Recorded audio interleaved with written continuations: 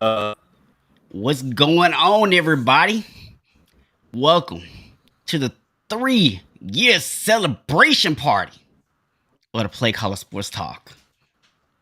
So, as you can see, we do have, well, you did see that for a second anyway. He'll be back. We got a special guest joining us tonight, the one and the only Couch Coach.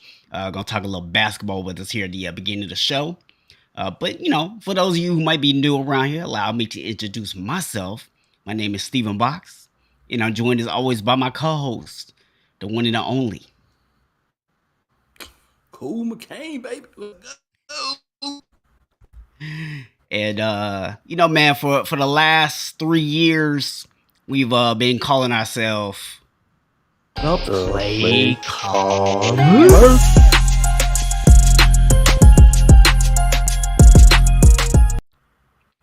Yes, sir. Man, it's hard to believe, man. It's been 3 years since we started the show, bro. What's even crazier it's crazy, man. It's crazy.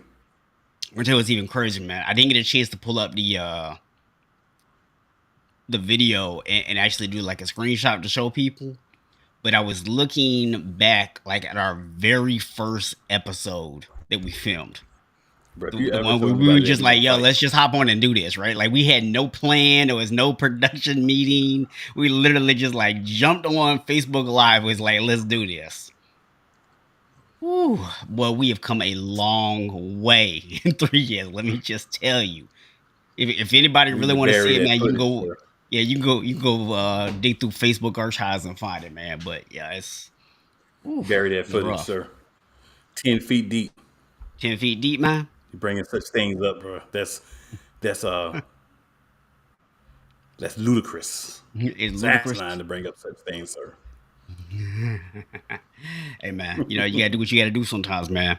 I'm gonna go ahead and switch to the two-person view here until Couch Coach get back. Might be having some internet issues or whatever. So yeah, man. Check your messages, sir. I know we're live, but check your messages real quick. Okay. Okay. I will do that real quick. Sir.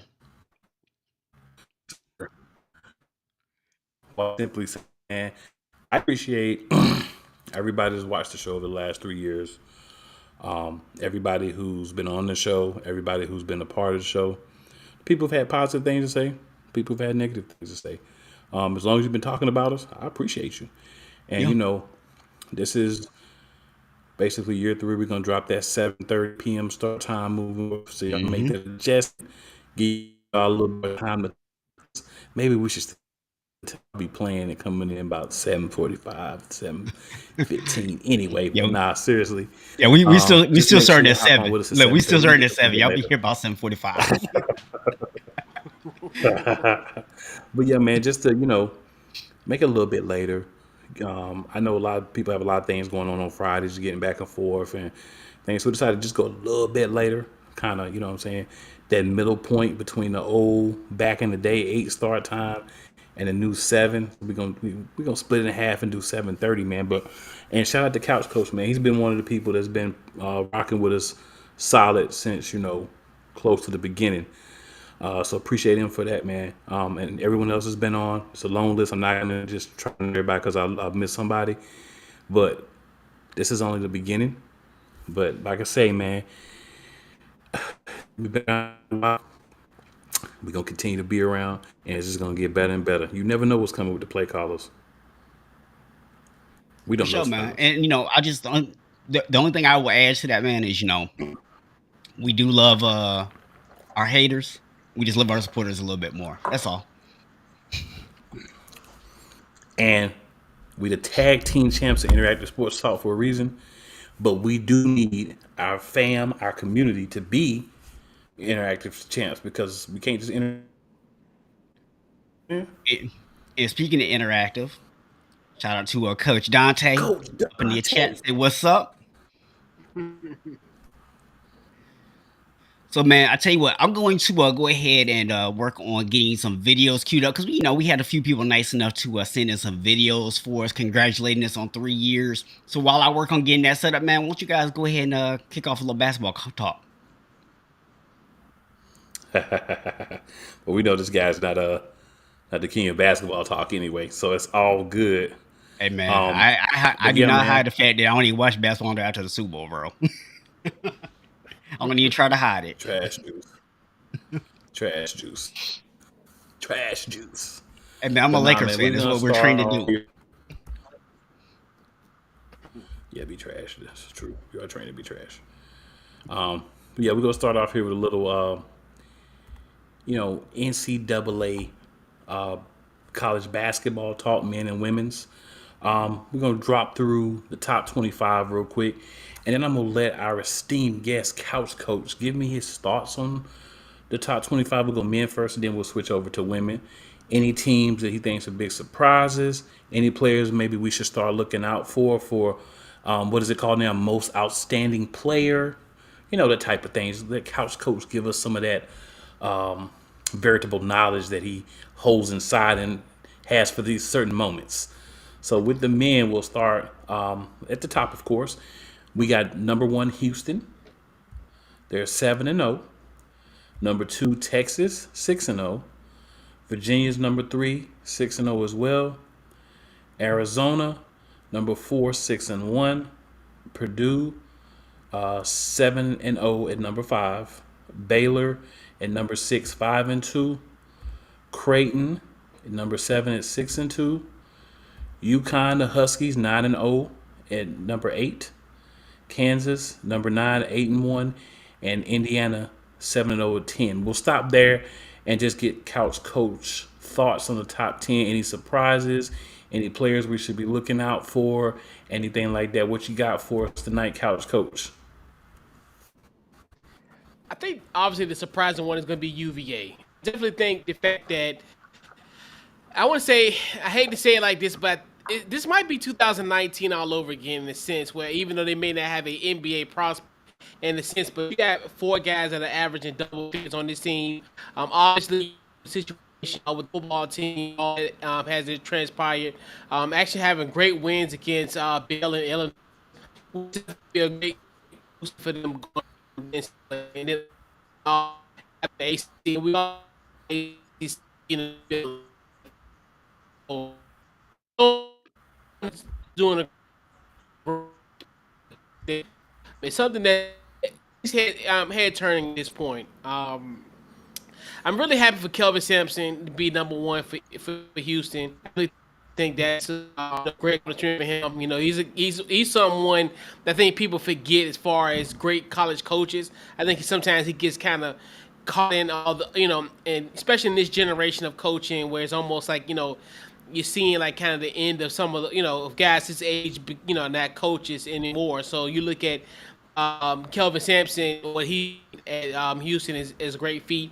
And I think UConn, they were pretty much the high riser as far as on the tournament. I'm not tournament, but as far as the top 25, they had all the win over Alabama, and impressive play by Adam Sinoso. I think that's how you pronounce his name. The UConn guy. He's averaging I think a little over 18 points a game.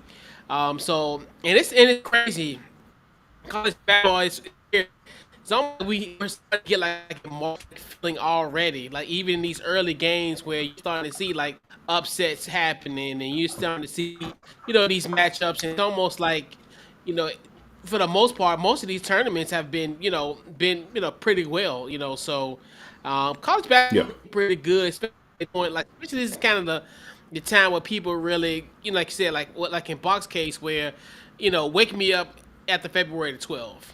But in this case, college basketball is really as far as and just as far as the excitement that it brings, and I'm so glad UNC lost because I'm so glad that everybody keep on talking about y'all don't deserve to be number one.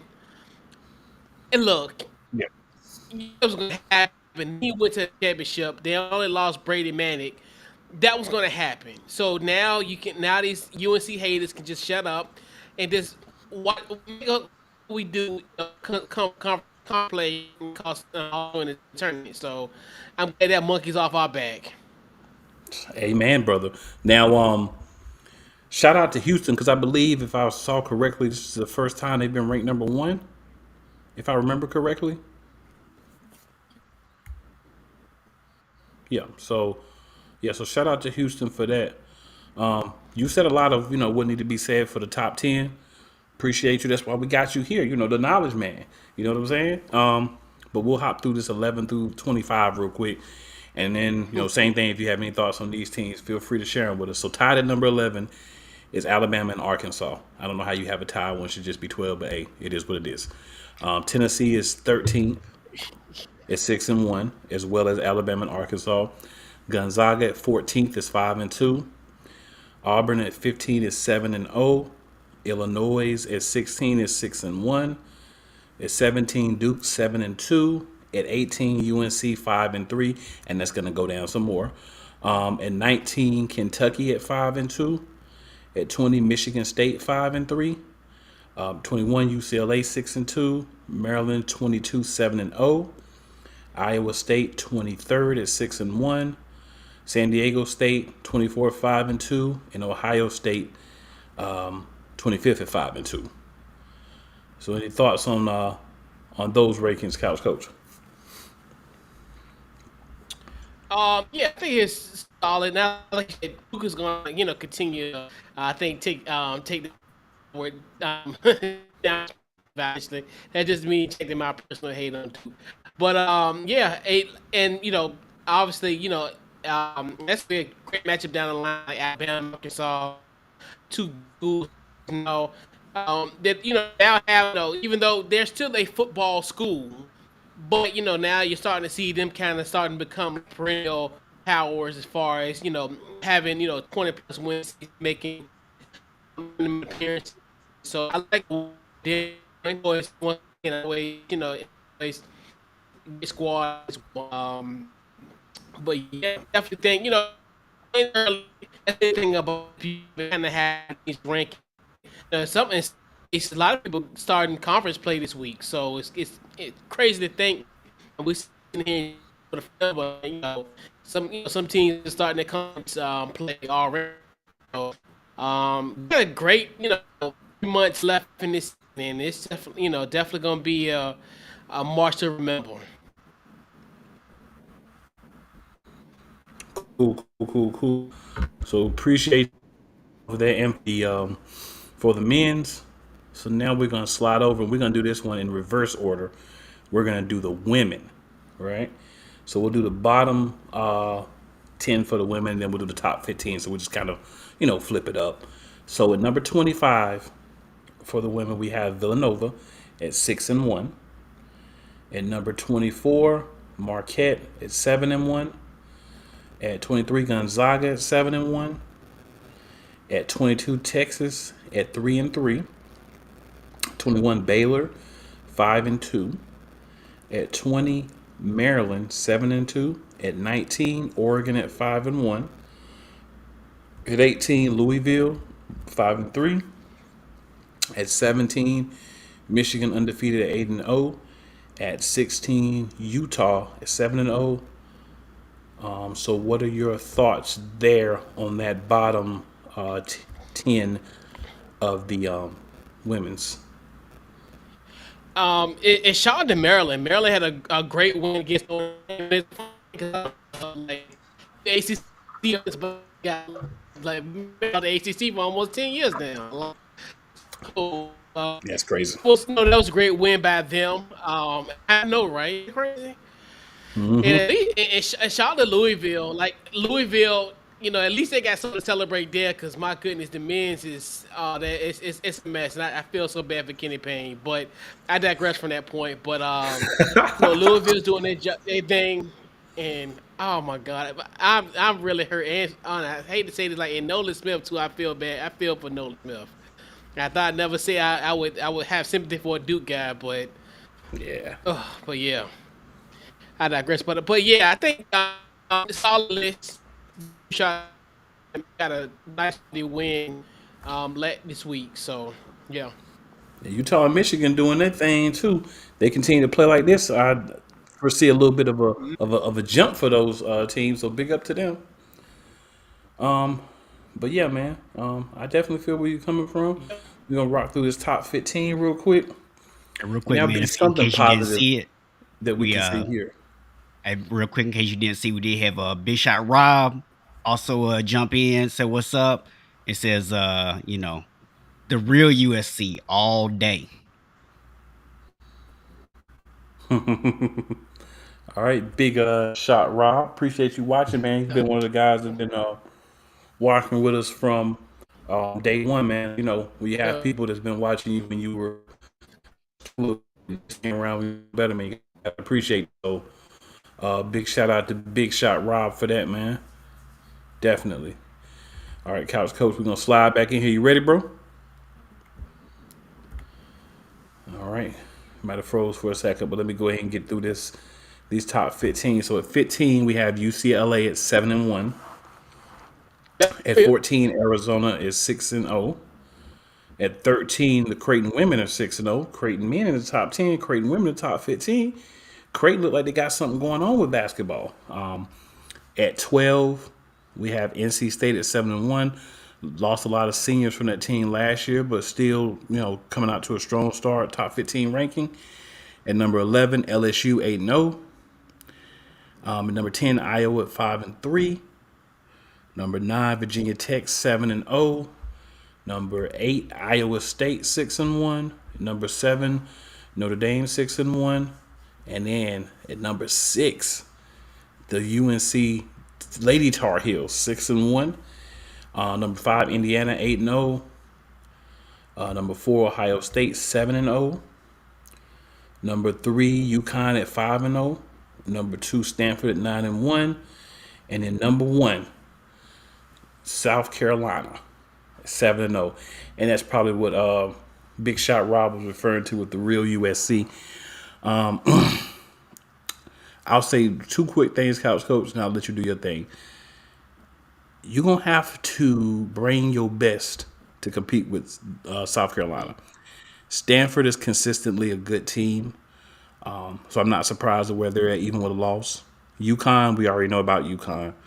And for the Tar Heel women to be sitting at 6-1 when most of their team is sophomores and juniors, that's a big thing, but they're weathered. These are ladies that have been around. They've kind of been through it a little bit, so they kind of know, what's happening. So I'm going to be watching them as well as the men and just kind of see how far they can go this year and recognize they're still going to have the core of that team next year as well. So this is a team that's set up to be good for the next couple of years. And I'll pass it off to you, Couch Coach. Good, Couch Coach? All right, Couch Coach might need a minute. You know how live works. We've been doing this for a while, baby. You know how live works. But yeah, man, it's a lot of impressive teams in women's as well as men's college basketball. It's difficult to really think about it. You're playing all the games in front of people. Whatever you do is being scrutinized. We're getting to the point now with NIL where we almost treat these college athletes like they're professional athletes. So social media. I follow a lot of the women's and men's basketball players on social media, just to kind of see, how they're being talked to, what they're doing, how they're putting themselves out there, different things. So I think we need to understand all the college, especially the changing in the dichotomy of that with the NIL and how people know these are paid individuals, so they feel like they can go at them a little bit harder than they would back in the day. They're still the same college kids. Chill. It's All right, looks like we got you back, Couch Coach. Yeah. And like you said, and shout out to the real USC, because in the South, that's what we deem it. If somebody tell you, hey, I'm going to USC, or you going to South Carolina, means California. So after you, shout out to, Coach Staley and the girls down in Columbia. Carolina, once again, another them still being undefeated and 6th in the country. I think that's a great, obviously, we about kind of the stalwarts. Obviously, you look at the UConn, and then also Stanford. Stanford's another one with Coach Tara. She's a legend. She's a legendary. It's funny we talk about coach. She's up there as far as the top coach in women's basketball history, college basketball history. That. Virginia Tech, I think that's another one where he's starting. It's looking a real AC team. So I'm like, this is gonna be some great matchups come conference time and concerned. Obviously, I don't know for some reason I'm kind of like a score because now I'm looking at this Iowa game. Got a little bit of intrigue. Obviously, Wisconsin lost to the Lady Rams, so now I'm thinking to myself, could Wisconsin beat Iowa at home, kind of help our Lady Rams in a sense, come March and impressive resume builder. When they beat Wisconsin in the Pac Jam in St. Thomas, so it's definitely gonna be interesting. But yeah, definitely you see a lot of familiar faces in this top 10, and then also you see blue bloods as well. So Yeah, I think it's a good mixture. I definitely completely agree with that, man. Well, man, any other thoughts or shout outs for the men and women's college basketball from your couch man, coach? just shout out, yeah, just shout out to everybody just keep doing their thing. Like you said, the NL get this moment, shout out to the league. That's what we call it. That's what we call it. But yeah, shout out to them, and definitely gonna have a. I think it's gonna be a heck of a postseason for on both on men's and women's. So definitely forward to.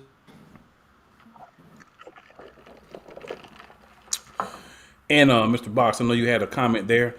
Uh, my bad, we were a little laggy, so I cut off there by accident. But feel free to share your feelings, sir.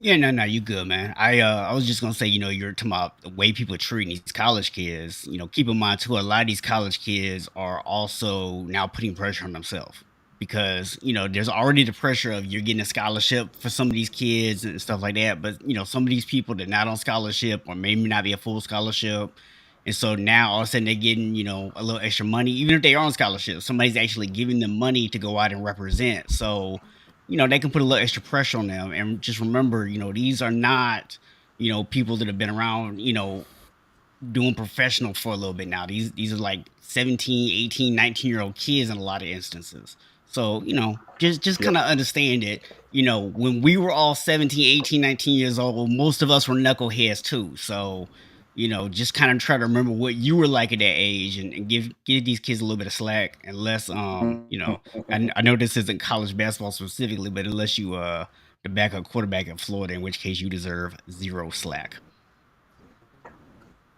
But we'll talk about the story maybe later. Fair enough, man. Yeah.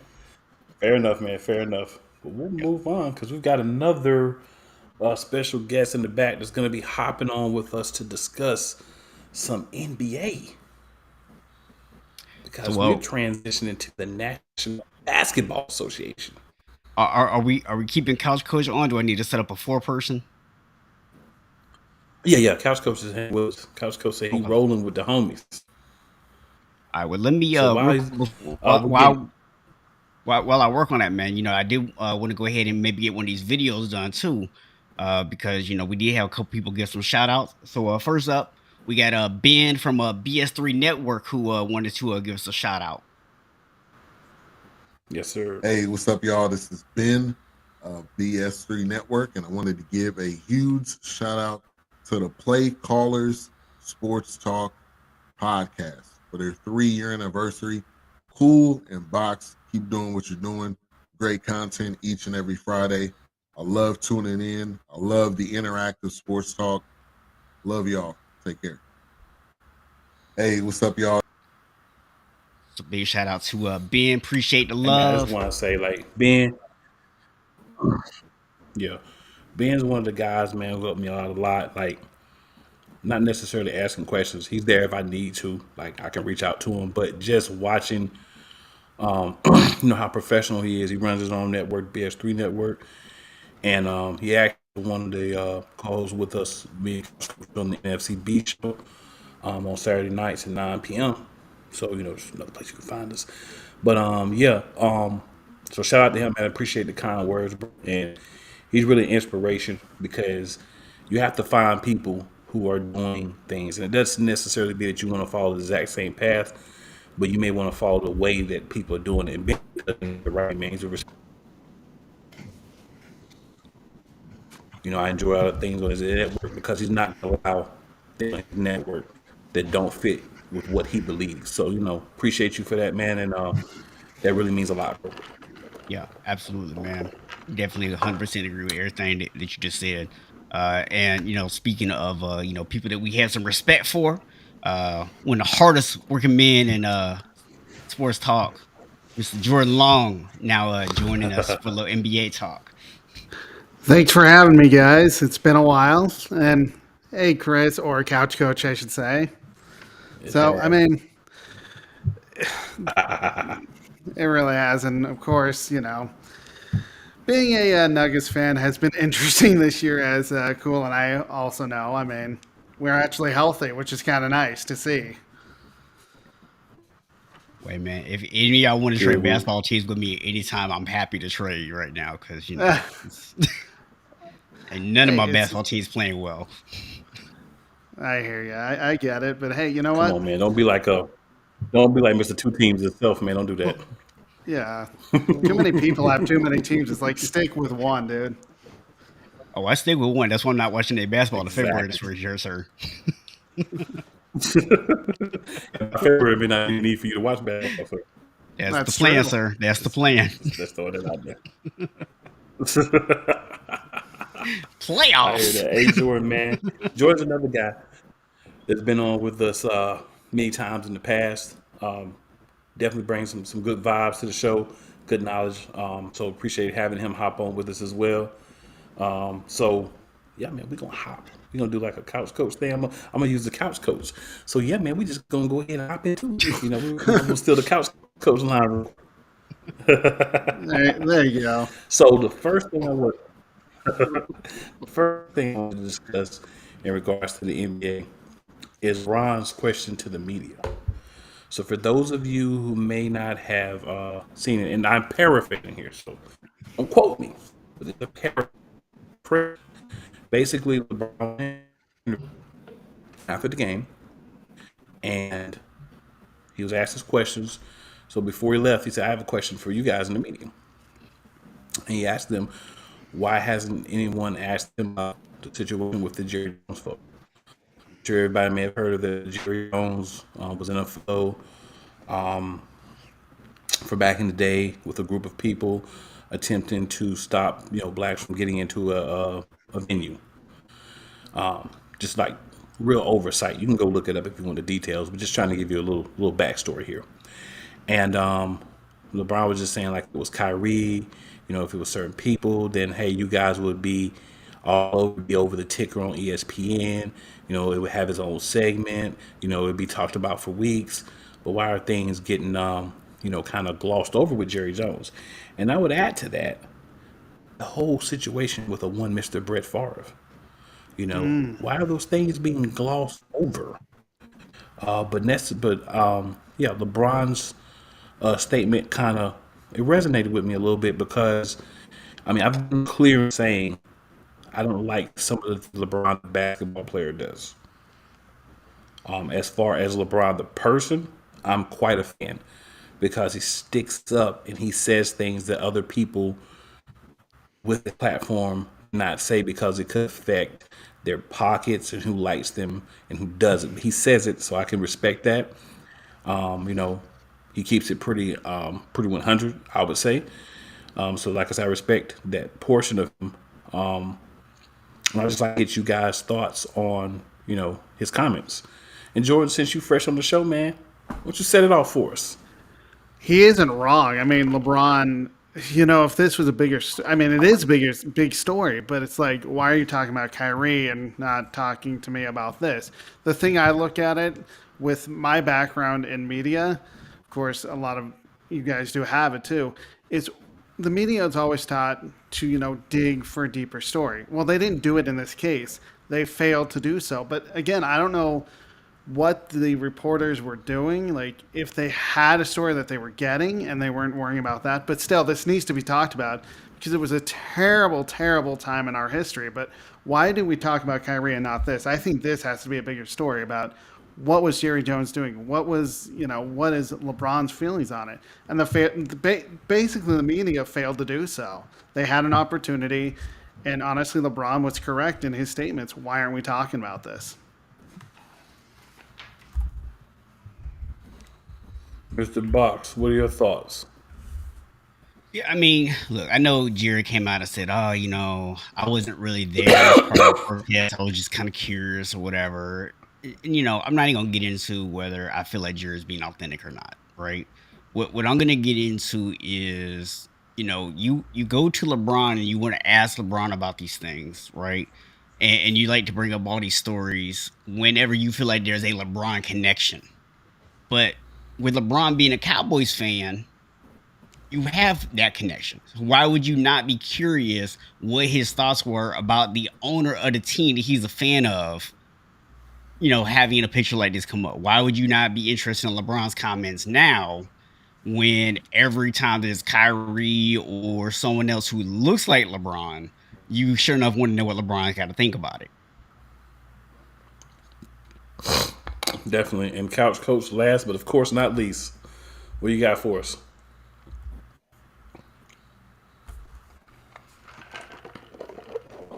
Couch Coach is stunned by this whole situation, man. I would be too. It's a lot, man. It's a lot. So yeah, when Couch Coach gets everything good, we'll hop back around, let him give us his thoughts. So another thing I wanted to talk about was just we always start early, right? Start of what happened. Always start real Sure. with our rankings, who's ranked where, what. We also start off early with MVP candidates, who's the front runners, and all those things. So what I'm going to do is I'm going to recluse me and my co-host from responding, but I'm going to ask Jordan and I'm going to ask Couch Coach. I'm going to give you the top 4 teams in each conference, right? And just want you to tell me which of these 4, if any, you think are pretenders, and which of these 4, if any, as of right now, you think are contenders. So we'll start in the Eastern Conference. So number 1, you have the Celtics at 18-4. Number 2, you have the Bucks at 15-5. Number 3, the Cavs at 14-8. And at number 4, the Pacers at 12-9. Obviously, we have the 76ers and Hawks. They're both 12-win teams as well. So if you want to include them in just for fairness and comparativeness, we can do that as well. So which of those teams, Jordan and Couch Coach, it looks like Couch Coach is working things out on his end. So we'll start with you, Jordan. Do you think are pretenders? And which, if any, do you think are contenders? If you're looking at the 4 teams you list, the Cavs are having a great stretch with, Donovan Mitchell. I don't believe in the Pacers. So it really comes down to me. I really think the contenders there are Boston and Milwaukee. We saw what Boston did last year. They went all the way to the NBA Finals and lost to the Golden State Warriors. Of course, the Bucks, always a threat because of Giannis. And with Jrue Holiday, I just don't like their bench. But those 2 teams, though, that you listed, Boston and the Milwaukee Bucks, are definitely true contenders to winning the NBA championship. I'm not sold on the Cavs yet. Maybe if they still keep winning games, I can be sold on them. And I just think the Pacers are just – they're also pretenders for me. That's fair. All right, Couch Coach.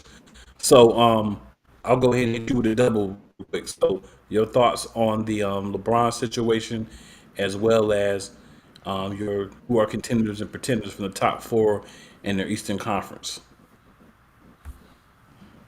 Okay, can you hear me now? Yep. No, you good. I'm good. Okay, good. All right. So I think the media, they knew, obviously, this would have been a great story test because obviously, if you remember, LeBron James was on Thursday Night Football, and they asked him about his affiliation with the Cowboys.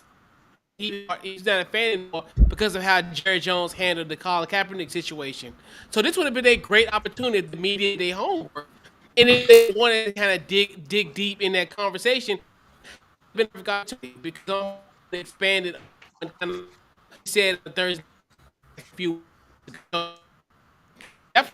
Kudos, like you said, they the media is calculated. Certain parts of the media is calculated, so they knew what they were doing, and they didn't really want to touch this because of the fact, because it's not. It wouldn't have been, I wouldn't say like, it wouldn't have been like a big clip compared to Larry Irvin because okay, he's your former teammate, you won a championship with him, and people are linking him to be they might be with teammates come next year. So a lot of people looking at more of the actually, speaking on the truth of the situation with Jerry Jones. So yeah, they missed the mark on that one, but they knew they would. They did that for it was active. Far Absolutely. East Boston, Milwaukee, team and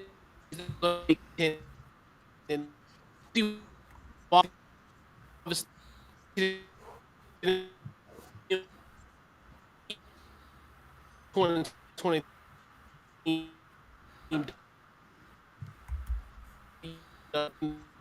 years ago. It's going to Cleveland has that be a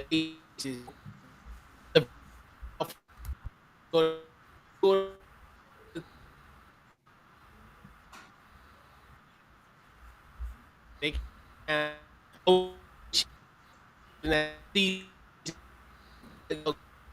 can um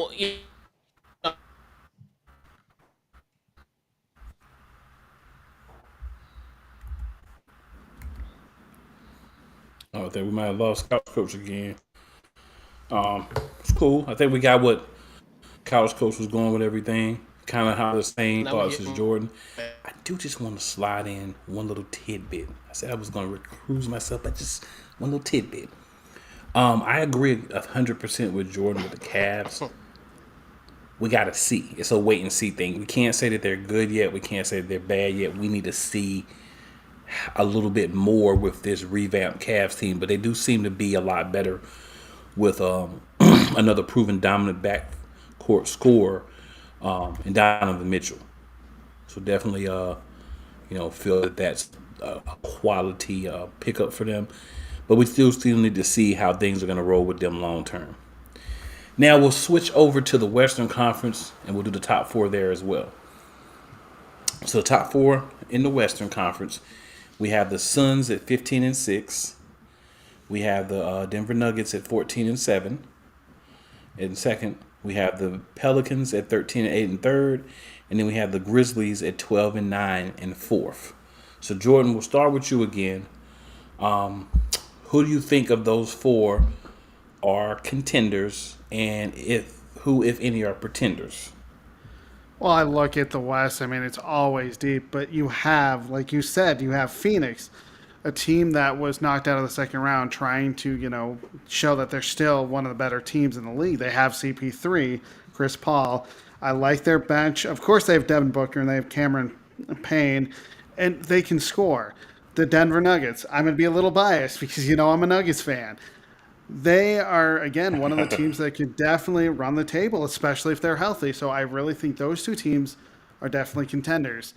Memphis, to me, it all depends on Ja Morant. If he's healthy, that's as far as that team will go. The Pelicans, though, they're having a great start. That's the only team that I'm questioning right now.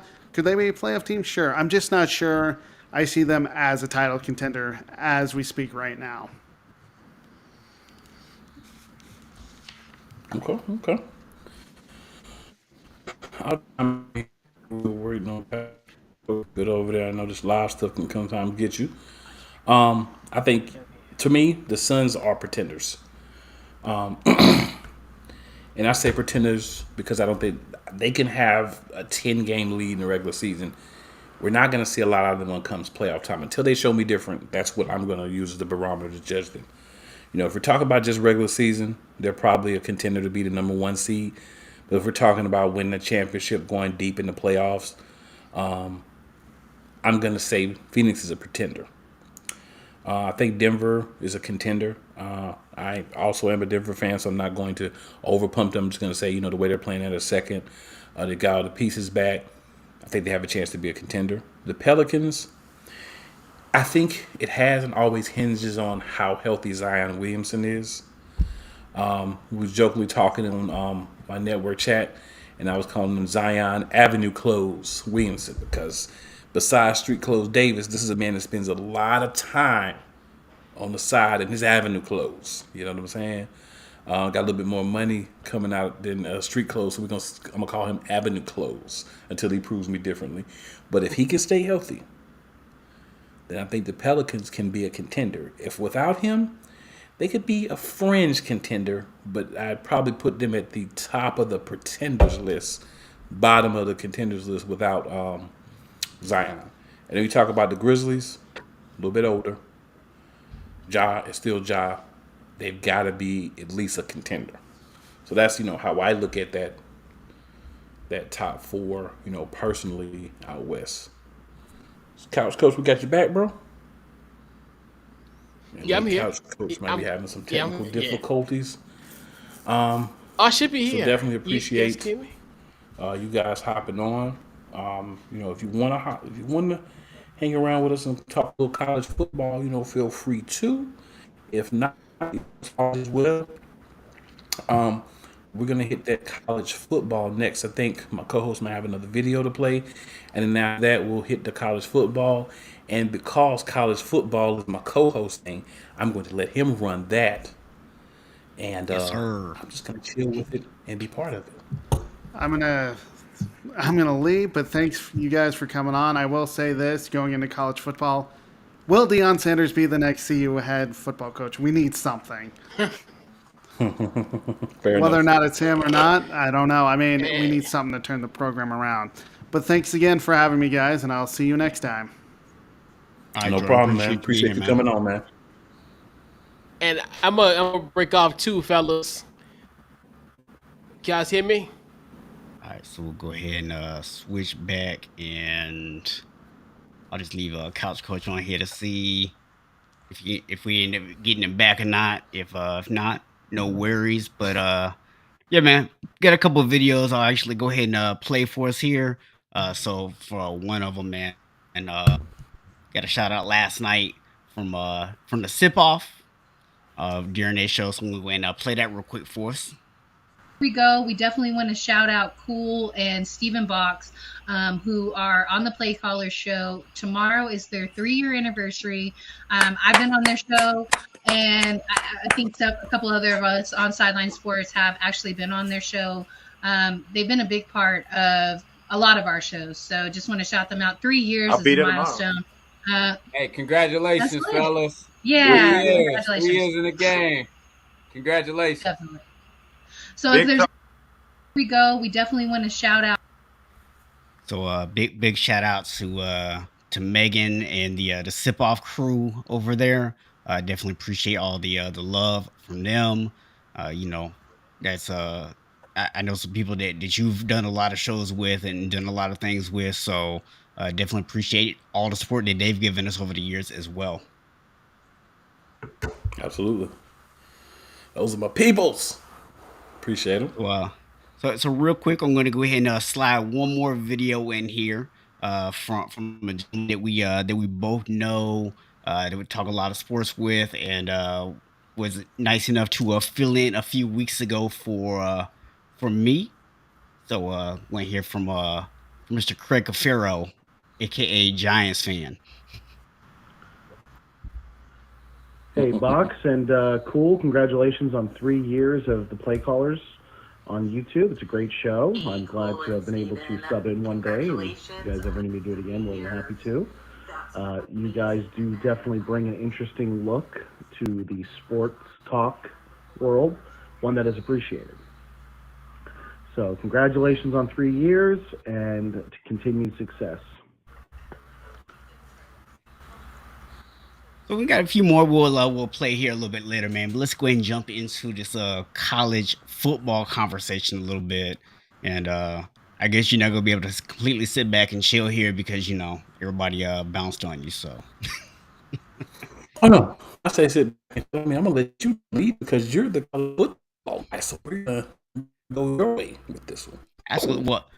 Well, I mean, listen, man. Obviously, we got to talk about the current rankings. We got championship weekend going on, actually starting tonight, right? So championship weekend is here.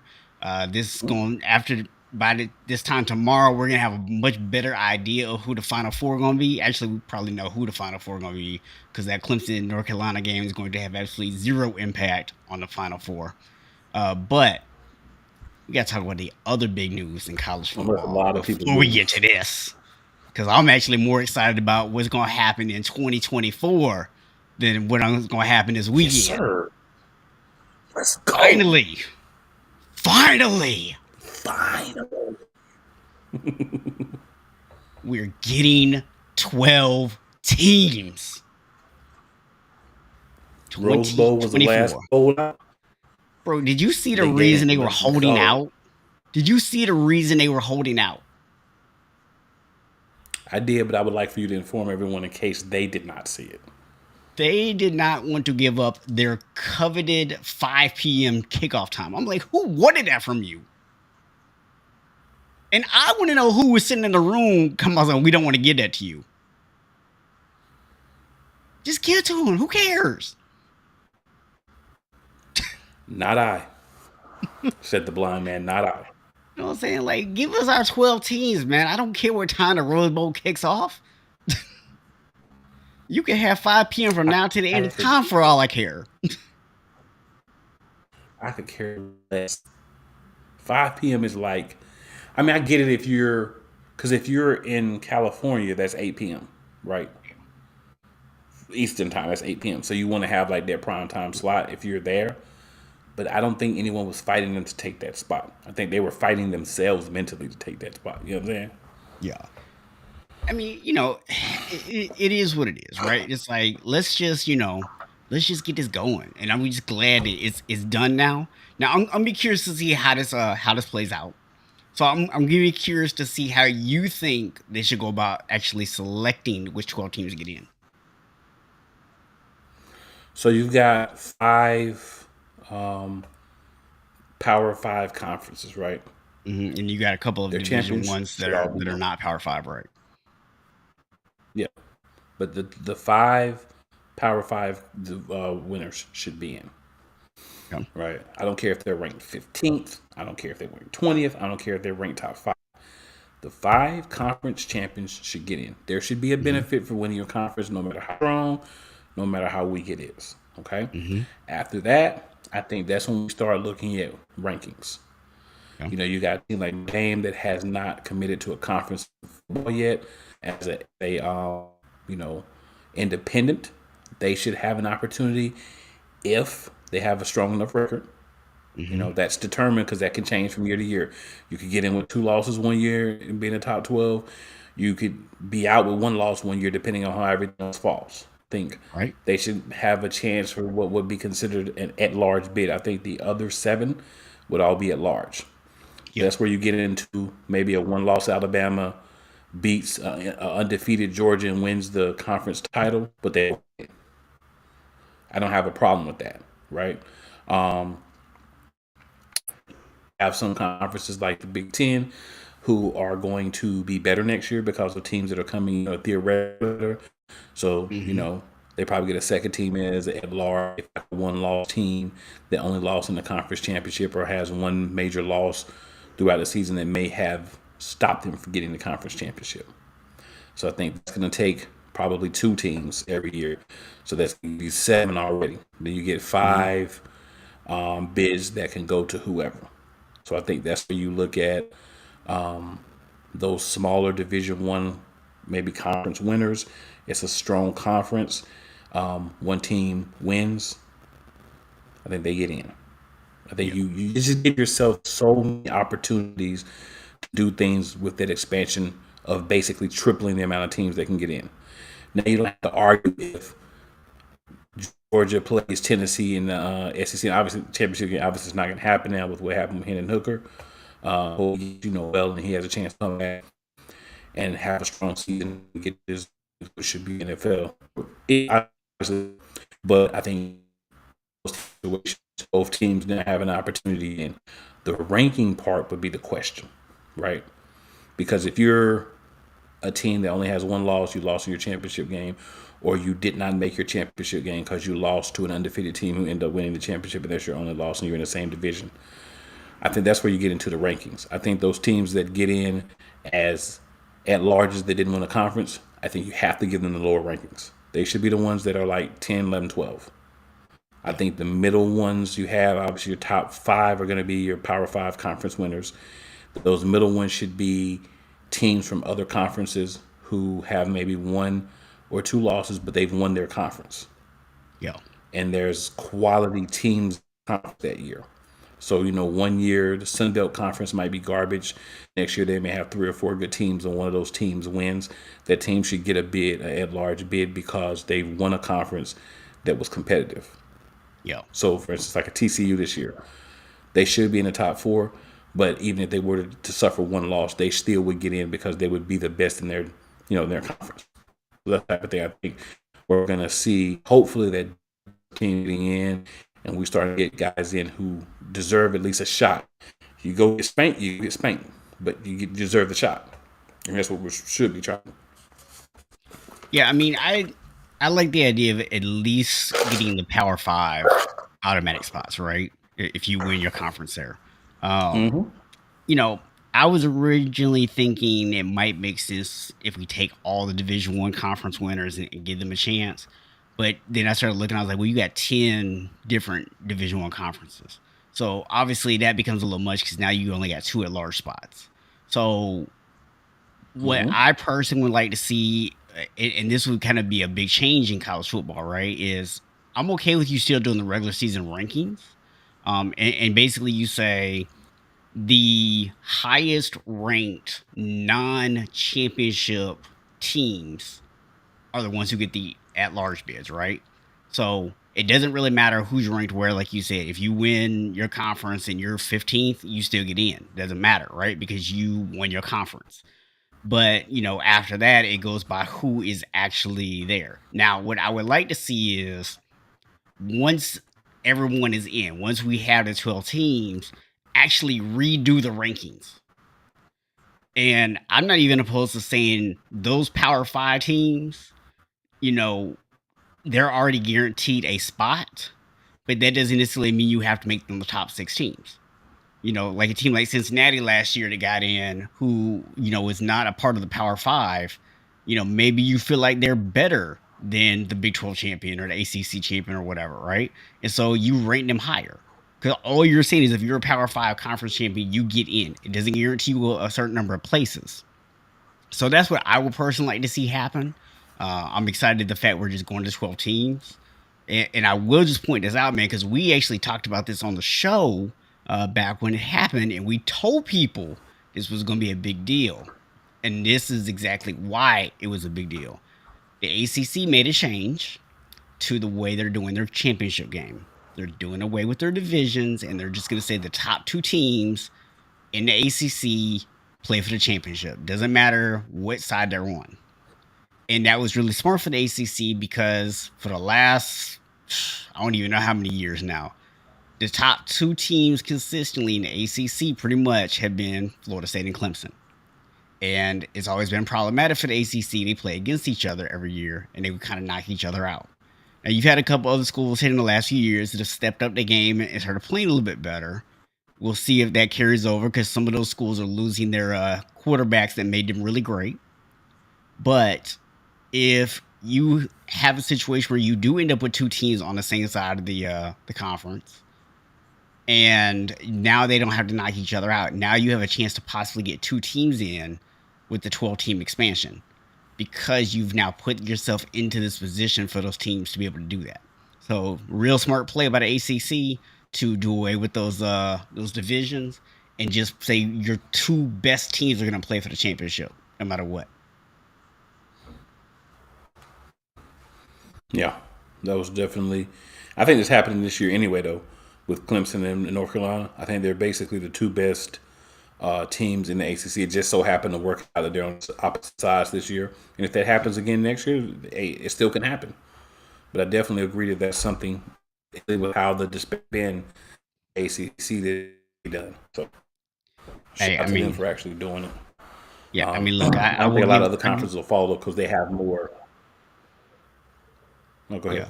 No, I was gonna say I give North Carolina a lot of credit, man. Offensively, right? That young quarterback May that they got it looks like the real deal. That offense has been pretty explosive, but boy, that defense, oof, the defense is atrocious.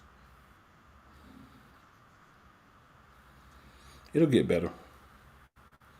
It will, but I don't think it's gonna be this year. It'll get better. Fortunately for them, Clemson's offense always hasn't looked very No, it good won't be either. this So, year. Yeah. yeah. It won't be Yeah, this year. man. It So won't be yeah, this so year. obviously, as more info comes out on that, we'll talk a little bit more about it. But for right now, just be happy about the fact that we have one more season of this 14 playoff stuff, and then we get to 12, and it's gonna be fun. And like you said, it does come down to a point, man, where like, hey, if your team ends up being 13th, I really don't want to hear any crying. Maybe we should have been 12. You know what I'm saying? We're letting 12 teams in. That's plenty. But speaking of this year, this is what we got right now. Your current top four. You got Georgia at 1, Michigan coming off a stomping of Ohio State at 2, TCU sitting at 3. By the way, all three of those teams are 12-0. And then our only one-loss team in the top 4 right now is Southern Cal, who, despite what Rob and 𝐾𝐂 said, I'm sure that they will argue that they're the real USC. So I don't have a horse in either race on that one, but Especially when it comes to football. yeah, yeah. So that's your current top 4. Sitting right outside of that, we got Ohio State. A lot of people are speculating that if TCU or Southern Cal loses their championship game this weekend, that Ohio State could potentially sneak into the top 4.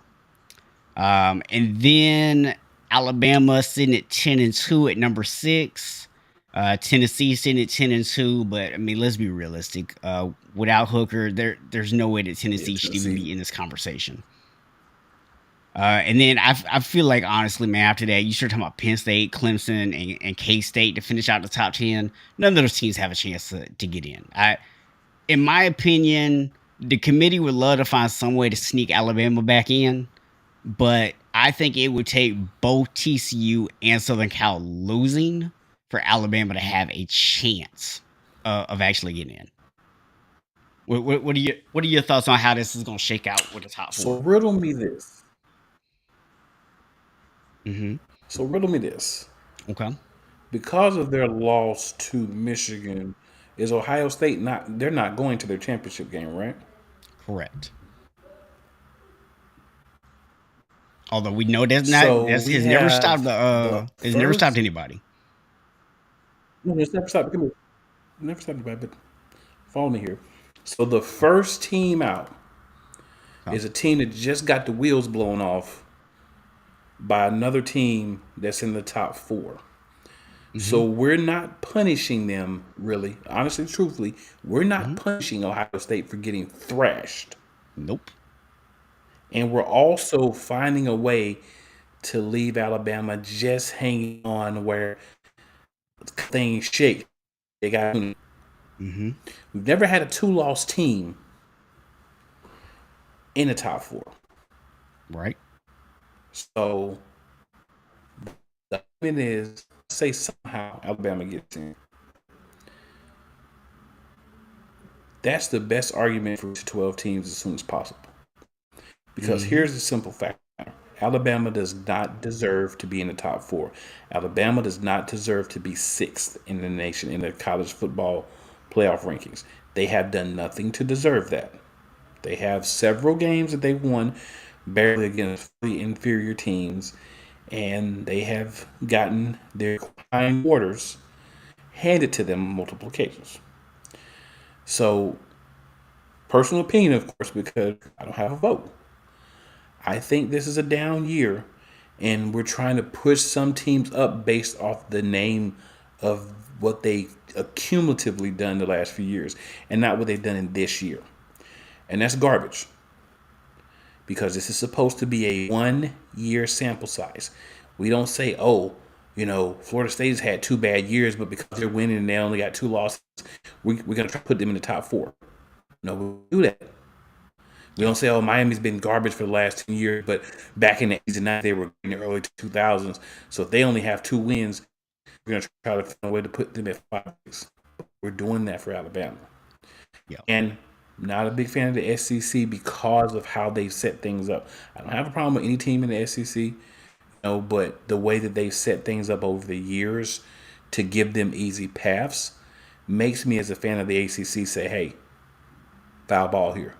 This is not an even playing field, right? Because if you take all the teams that are okay and you rank them high early and then they beat up on each other, the cream rises to the top, the other team plummet, the top teams still get the benefit of having played teams that didn't really deserve their ranking, but they got it because of the conference they're playing to ensure that those teams stay at the top. It's garbage. I think we're going to end up with the 4 that we have now. Okay. I think we're going to end up in the order they are now. That's the best case scenario for college football. So let me ask you this. So let's say that, because look, these 2 matchups, the Big 12 and the Pac-12 matchups, these are both tough matchups. Right now, USC is up 7-3 in the first quarter, but Utah is ranked 11th. There are no pushovers, right? Utah's a very solid football team. Then TCU and K-State playing. K-State is sitting at 10. So, to me, where this gets interesting is K-State, I feel like even if they beat TCU, you're not going to move a 3-loss K-State into the top 4 just because, right? Yeah. So now I mentioned that very specifically for a reason, because I'm going to make another point here in a minute. So the thing is, I feel like, Ohio State could get in there. And we talk about Ohio State and Alabama and where they're sitting at. But I'm going to be honest here. Although I generally agree with the statement, I do feel like they do put them in that position a lot of times unfairly. Am I going to put Tennessee without Hooker above them? No. Am I going to put Penn State above them? No. Am I going to put Clemson above them? No. Am I going to put K-State above them? No. That's the thing. It's unfortunate because we really need, and that's why I say the best case scenario is for the top 4 teams to win this weekend. Yeah. Because I think once you get outside of the top 4, you could really make an argument why every team 5 through 12 should not be in the playoff. Yeah. Now let's talk about chaos for a second. And this is what I said I was going to bring up. So we all agree that you're not going to take a 3-loss, that number is important, K-State team and put them into this Final Four just because they win the Big 12, right? So what if LSU pulls the upset? Are we going to say that a 3-loss SEC champion deserves to be in? Because here's the thing. If you don't put LSU in as the champion, you can't really justify putting Georgia in. Georgia is, I don't think anybody would disagree that Georgia is one of the 4 best teams in the country, even if they lose tomorrow. So for me, that's going to be an interesting one. If LSU can actually pull the upset, what happens? Because I don't see how you can justify putting a 3-loss LSU team in just because they win the SEC. Because in doing so, you're basically admitting you're biased and saying that you're giving the SEC the benefit of being the SEC. Because you're not going to put a 3-loss K-State team in. I think you'd have to leave Georgia in the top 4. You would just move them from 1 to 4. Yeah. So would you say that you would actually leave LSU out and then just drop Georgia to 4? Is that what you're feeling? Yeah. I mean, I wouldn't have a problem with that. I think it would be kind of weird that like the conference champion didn't get in, but the runner-up does. But I wouldn't disagree with it. I mean, if we're truly going to say we're going to take the top 4 teams, I actually wouldn't disagree with that. Yeah. I can't see them doing it, but I wouldn't disagree with it. Yeah, that's why I said I would do that, but I don't believe that they will do that Yeah. because So, you basically Georgia would still be 12-1. mhm. That'd be their only loss on the year Yep. in the SEC championship game. I can't see a situation where they bumps them all the way out, but I do see a situation where that would put them at 4, right? Because they still have a better record than Alabama, right? Depending on what happens with Ohio State, they could lose. Well, they could lose ground because they won't make their championship game. At least Georgia made their championship game. So I think it would be a couple of other factors that you could look at. Now, what's really crazy is, like you said, I have to agree. I don't feel like Ohio State should be in. But if there is a loss by TCU, Ohio State's going to get in. Yeah. If USC loses, Ohio State's going to get in. I just said a lot of reasons why Ohio State shouldn't get in, but because of this crazy P word called parity, you can't argue that, unfortunately, they be the team if somebody loses other than Georgia. Yeah. Or, I want to throw this out there. Okay. What if Michigan loses? What do we do with Michigan? They would have the same record, but they have head-to-head win over Ohio State. I'm trying to see who is Michigan playing Purdue. I can't. Listen, I'm gonna tell you right now. If Michigan loses to an unranked 4-loss Purdue team, I don't care that you just beat the brakes off of Ohio State. They get your spot.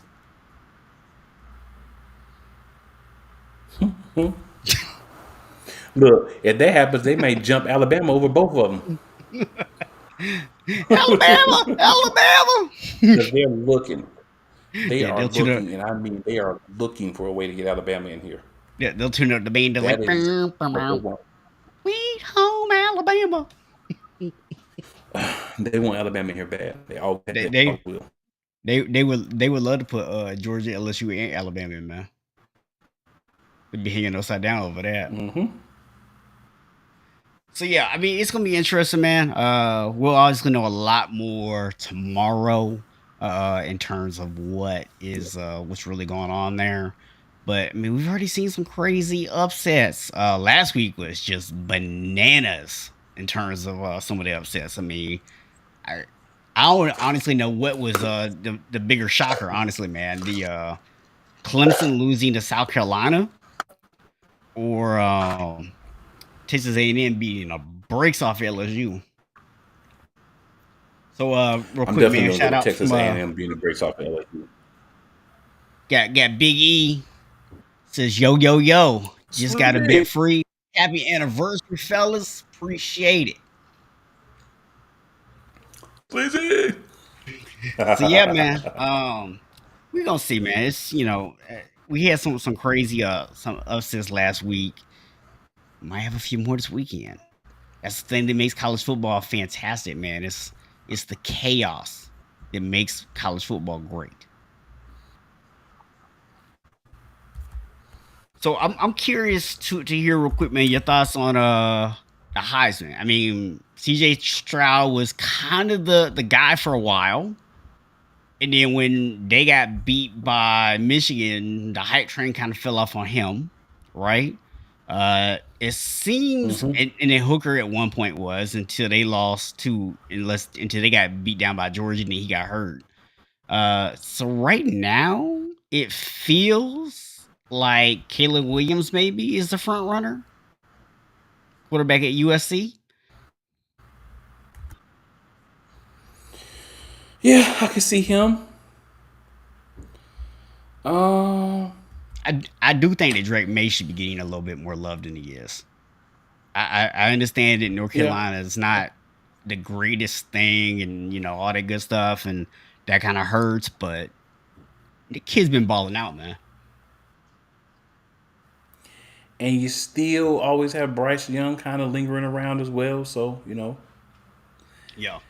I mean, to me, it's pretty murky, man. It's kind of hard to pick one. Yeah, this is I think probably if I honestly the had to most pick, murky Heisman race we've had in a while. Honestly, yeah, I think if I had to pick, I would still pick C.J. Stroud because they only have one loss, and it was Michigan rivalry game. You know, Michigan kind of really showed up offensively and defensively. Ohio State just forgot to show up. Sometimes it happens. We were talking about college kids. Um, so I would probably myself still say Stroud. I mean, I don't have an issue with that, man. I like CJ Stroud in terms of what he's done. Obviously, a couple of games that didn't go particularly well, but overall, he's done pretty good.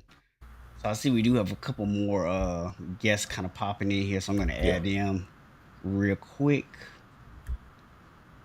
Get them going, so we can switch over to some NFL talk as well. But any final thoughts that you wanted to Yes, add on sir. college before we switch over? This has been a great college season because of the parity. We haven't had 6 or 8 teams just destroy everybody and nobody else matters.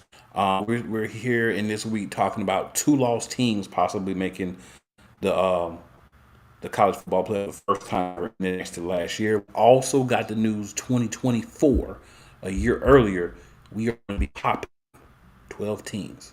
And let's go. So before we transition into the NFL, I want to go ahead and give another quick video play here. Another shout out. This one from the 3 Chicks in a Pod podcast.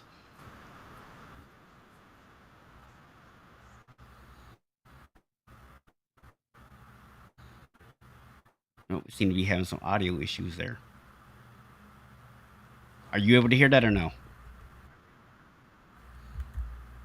Okay, so seems like we're having some audio issues there. So let's just do real quick this video from Jen individually. Hey, Cole and Steven. Congratulations on 3 years. That's amazing. And I appreciate everything you guys have done for me personally and for our shows, 3 Chicks in a Pod and Chicks and Salsa.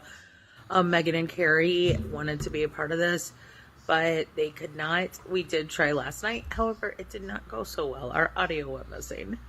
But gentlemen, we're so proud of you. We're so honored to know you. Y'all do an amazing job, and we freaking love you. So thank you for everything you do for us. And even if it is supporting the Eagles, I'm just saying, keep pounding. Love you guys. Hey. Well, man, that explains the audio issues. Before we introduce these 2 people that I know very, very well on the screen, you have Witty in the comments says, happy 3 years of balling hard. And he wants to know if Miles Sanders is returning against Tennessee this week. But you know what? Rather than you answer that, why don't you go ahead and introduce these 2 people on the screen? Because I think this is a question they could probably answer, right? Maybe even better than me. So right above me, if you're looking at the same thing I am, maybe you're not, we have Mr. Wyatt Burgard, one of my co-hosts on the Eagles Elite podcast, where we always hashtag the Elite. And also, we have Miss Eagles Diva herself, Sierra Cobb, also one of the co-hosts on Eagles Elite podcast. So instead of me answering the question, because you hear me talk Eagles all the time, on here and everywhere else, I'm going to allow other people who also produce Eagles content to answer your question, Witty.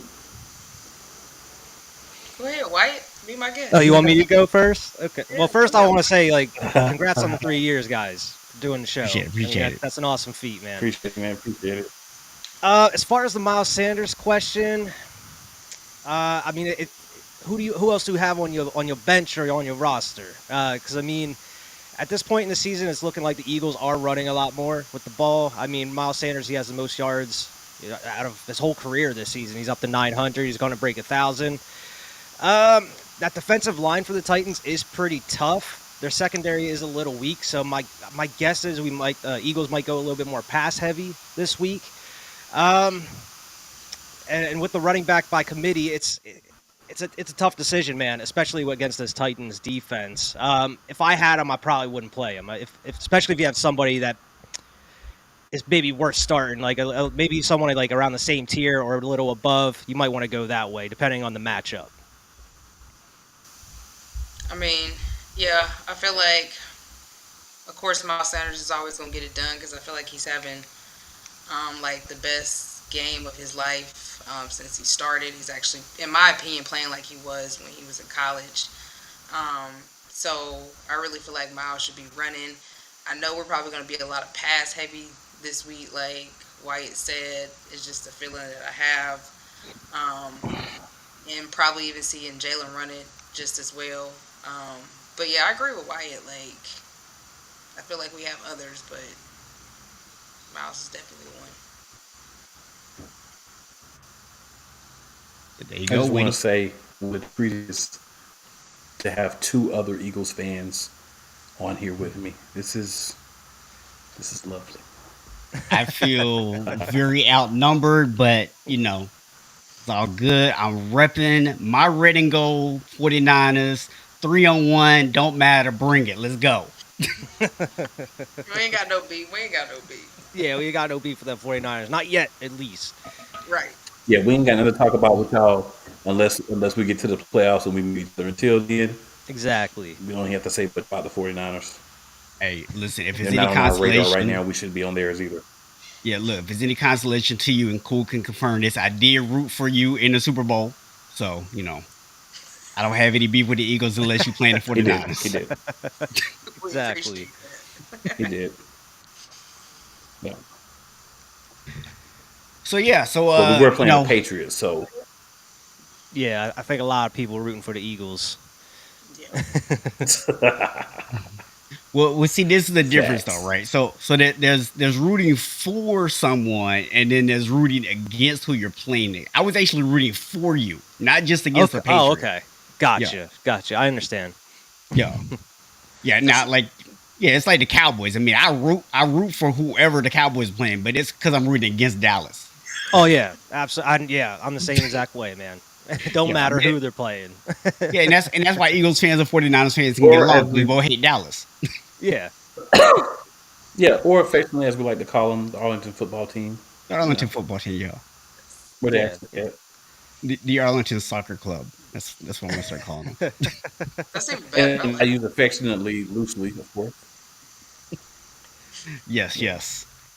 I can go with the AFC, the Arlington Football Club. We can up it to the Arlington Football Club. I love it. We can call them the AFC. The AFC. It's probably where they should be. Right. Let's just get them up out of there. I was thinking the same thing. Oh, man. So we are, believe it or not, 3/4 of the way through the NFL season already. It's coming up on a close here. So wanted to kind of get y'all's thoughts on, what's going on. So, cool. What do you want to do? You want to do this by conference? You want to do it by division? What you think? Let's do division, bro. Let's do division. All right. So let's start with the worst division probably, the NFC South. Well, I don't know. It's debatable if it's the NFC or the AFC South, but we'll go with NFC South first. What are y'all thoughts on what's going on over there? You want to go, Sierra? I went first last time. Yeah, I can go. I just think it's a combination of they really don't got no good coaches over there. Quarterbacks are garbage, if you ask me. So this is not a good combination of anything going on in the NFC South at all. At all, anywhere in the South. So, wow. Yeah, that's my take. Like, it's no good coaching. It's no good, too many good players that's left over there anymore. I mean, Drew Brees retired. You know what I'm saying? And Carolina ain't had a good quarterback since Cam left. And Atlanta only had Matt Ryan, and he up and down. Now they got Mariota, and he's no better. So, and then the Saints, they just struggling between Winston and the other cat, so it's a lot. Right, you shouldn't say his name. Tom Brady just Don't old. say his name. Shut it down. So. I will say though, I do think that Arthur Smith actually is a good coach. I think Atlanta just doesn't have the talent to consistently go out there and compete. It's going to take a few more years for them to be able to get that roster right. But I do actually think he's a good coach. I don't think Todd Bowles is a bad coach, but when he's clearly shown that he's not a good enough coach to overcome that offensive line being decimated. Todd Bowles been in the league a while, yo. I mean, I don't know about that. He's been in the league a while. He was with the Jets, and But you notice what I said. I said he's not a bad coach. I didn't say he was a good one. I didn't say he's not bad. Hey, I was very careful about the wording. Yeah, I mean, you got like 3 teams in that division. I mean, you got Atlanta, Carolina, and the Saints that are pretty much in a rebuild at this point. Who knows when they're actually going to be competing? And then you got Tampa Bay, where it's like they kind of forgot how to play football for some reason this year. It could be because of Todd Bowles coming to the head coach. Maybe he just doesn't run everything like how Bruce Arians ran it. It doesn't seem like they're doing Tom any favors, because I saw like it was like an interview with like Michael Lombardi talking about how it seems like they're kind of going away from everything that makes Tom Brady's game work and what he likes to do. So it seems like they're just kind of, and like you mentioned, they had a ton of injuries too. I mean, on the O-line, through the defense, the receivers were out for a ton of games. So I mean, it's just like a mix of everything happening, not only just with the Bucks, but within that division. I mean, like the Bucks play like the Saints this week, which they seem to always lose to, so that could shake things up even further. Yeah. And I have no clue what's going on with New Orleans, man. If I were them, I'd be playing Jameis instead of Andy Dalton. I don't know what they're thinking over there. If they're just tanking, I don't know. But I mean, we have their pick, Philly, so I don't know what the point of tanking would be. It just seems like, I mean, the Saints, they're dead last for a reason. And Carolina, I feel like they have some decent pieces on the team. They just don't have a guy there at QB to kind of help them out a little bit. Because I feel like if they had a decent or an above-average QB, they could be getting, I wouldn't say they'd be like a great team, but they'd be like a middle of a pack team. They would be able to get some wins. Yeah, I think, when they said at the beginning of the 49ers Saints game last week that if the Saints were to somehow win, that they would be a half game out of first place in that division, that tells you everything you need to know about what that division has got going on right now. Mm-hmm. Yeah, it's crazy how like close it is, especially with like Tampa Bay. You expect them to be in the playoffs every year, or at least in contention. Then moving over to the NFC North. I mean, we got the Vikings, who have played better than expected, but they beat the Bills, which we all gave them a lot of credit for. But remember, this is a team that lost to both your Eagles as well as the Cowboys, 2 of the other top teams in the NFC. You got the Lions sitting at 4-7, the Packers at 4-8, and the Bears at 3-9. So it would take an epic collapse.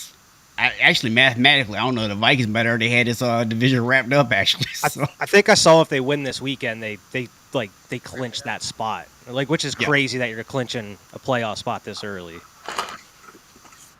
So, Whitty, of course, always going to get his comment in. Kirk Thuggins. Whitty might be the biggest Kirk Cousins fans on the planet, man. So, what are y'all thoughts on that division as a whole? I mean, that division really went downhill too. I mean, Detroit's kind of overperforming, I guess, compared to what the past couple years. Green Bay, man, they've really fallen off. Who would have thought that just like losing Devontae? I mean, they lost a couple other pieces, I'm pretty sure, but Devontae was the biggest one.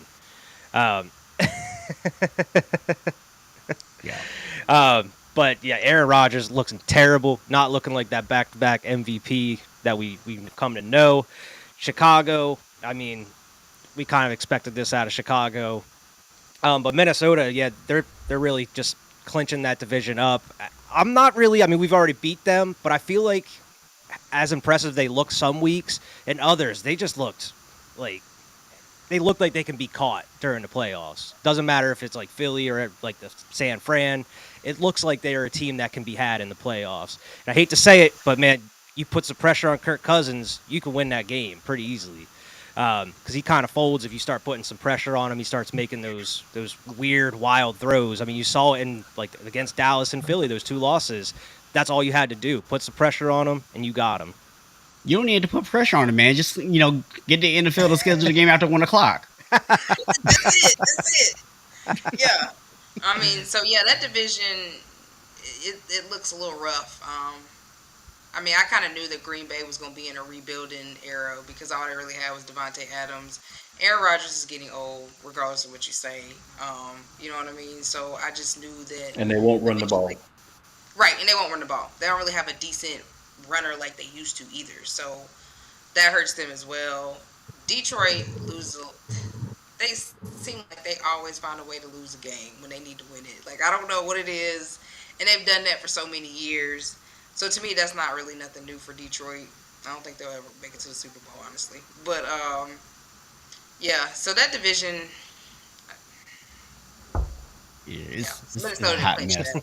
It's a hot mess. But majority of the NFL is a hot mess though this year. Like, it's crazy to see that. You know what I mean? Like, normally you got some good teams competing, but not this year. Yeah, I will just say, Detroit, I need you to find a way to win 3 more games so we can look like we are smart. Because we both said you were winning like 7 games this year. So I need y'all to, find a way to get 3 more in.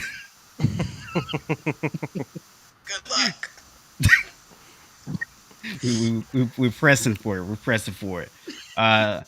So we'll go ahead and move on to the NFC West. And JJ, since you just joined us, gonna go ahead and get your thoughts on the NFC West. What's going on, everybody? I'm glad to be on. Yeah, it's interesting you bring it up, Mr. Steven Box, because I think that's your division.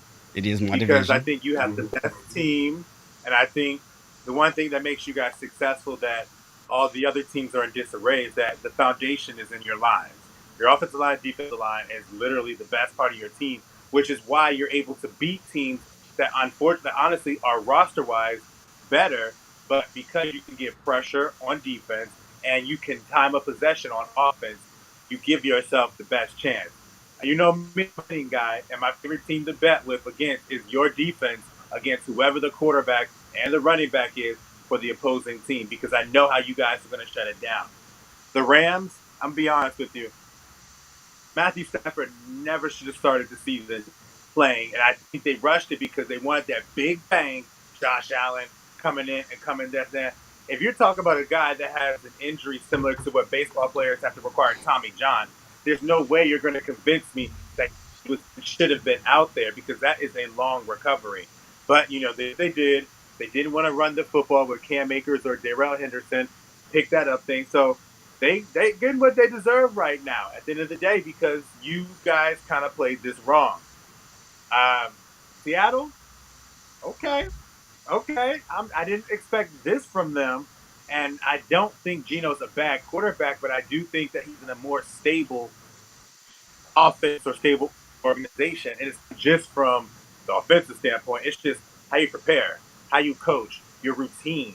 You're in the flux when you was with the New York Jets. Now you're on a team that has a culture. They know their coach. They know how their coach likes to be, and now he comes with it. And then last but not least, the Cardinals. I'm not on the team of what Patrick Peterson said about Kyler Murray, which people are backing up off of this. But I do think this team is not good. And I think they came up with a lot of expectations.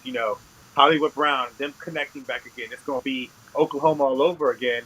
But they don't run the football consistently. Their defense is up and down. It's just it's not a good division. I think San Francisco, honestly, I've always said it this whole season, if there's a team in the playoffs that you do not want to see for one game, it is San Francisco. Because if you're not on your game for that one game, they're going to be who they're going to be. And nobody can really kind of stop it because they know who they are. If you don't come to play that one game, San Francisco made it to a Super Bowl because people slept on how they're supposed to play this team. Yeah, don't see us in the playoffs if you don't like to get hit and hit people in the mouth. I will tell you that. which is why I've said that the only team that gives me any reservation at all in the NFC is the Eagles. Yep. Because they're the only team I feel like will actually come out here and meet us physically. Everybody else in the NFC soft. And I will say a team to may watch out for that might be a good battle for you guys if you play them is the Commanders, because they're pretty physical too. They like to punch you in the mouth with Brian Robinson and trying to do what they do with that team, and their defensive front seven is pretty strong. Well, they'll get a chance to prove themselves in a couple weeks. We play them. Facts. I just want to have a thing on the last two divisions. Minnesota, record-wise, they're good. You're only as good as your record. All teams in the South. The other teams, North. Y'all stink. Carry on. Can smell them from here. Wyatt, any thoughts on the West? I mean, it really ain't no thoughts. I mean, San Francisco is really the best in that division. I mean, if you really had to worry about anybody, it might be Seattle. Because, I mean, Geno Smith is doing what he has known to do. I mean, I just don't think he's ever been in a right team or setting where he felt like he was comfortable to, be able to develop into an NFL quarterback. And I feel like being with Pete Carroll now has been able to develop him, because you see now Russell over there with the Broncos, he is just a whole disaster and a half over there now. So, really, if anybody, it would be Seattle. Other than that, that division is weak as well. Yeah. Yeah. Like it's San Fran's division to lose pretty much. I mean, the Seahawks, they've been having a good season. They've been exceeding expectations. It seems like that's the right place for Geno. I just don't see them lasting throughout the playoffs. Like they're just a team I could see going out in like the first round or something, especially going up against some of these other stronger teams coming out of the NFC. San Fran, though, there's going to be a tough team to beat, like you already mentioned, in the playoffs. I mean, we've already seen what they've been able to do these past couple years. They're in it consistently. It's weird, and I hate to say it, but they kind of reminded me of like the Patriots a little bit, like before, like how strong their defense is. Jimmy Garoppolo is like, I feel like he's that perfect system QB for you guys. I don't know why you guys just won't keep him around. I know you guys want to go forward with Trey Lance, but it seems like everybody seems like they want to play for Jimmy Garoppolo when he's in there. But yeah, I mean, hopefully you guys go in there, maybe you match up with Arlington, take them out for us, make it a little, that way we don't have to deal with them. But I mean, Arizona, they got to figure out what's going on between Cliff and Kyler, because it seems like they just hate each other at this point. I don't know who's going to go first, but you got to try to fix that. And man, the Rams are just a whole mess right now. The Rams are a whole mess. I will add, man, because I didn't hear anybody say this. Everybody's talking about Seattle and Geno, and I get that people don't see a lot of Seattle games, right? They don't get a lot of national games or whatever. But Geno, although he is playing well, I don't think that Geno's what's making that team go right now. Kenneth Walker is balling out. So if you haven't really got to watch any Seattle games, just go watch some highlights. Kenneth Walker is out there balling out, and that is why this team is playing better. I mean, let's be legitimate right now. They're sitting at 6 wins. That's about 5 more than I thought they were going to get after the Broncos game. You know what's interesting? You know what's interesting about all of this is, honestly, as much as a finesse league this is, high-powered offenses, the most successful teams are the most physical. San Fran made an NFC Championship game. They're the most physical. Look at Philadelphia. Most physical. I'm Baltimore, 2018. Physical. One of the most physical teams out here are always going to last because these linemen ain't used to dealing with the front seven of San Francisco or the Philadelphia Eagles 24/7. You mean I got to take hits from these dudes 24/7, Fred Warner? Nah, bro, but I do agree with your point. Philly, like, you want to punch us? Come on, we from Philly. We'll punch right back with you. We going to punch too. We going to see what's good. So, I just think I love San Francisco.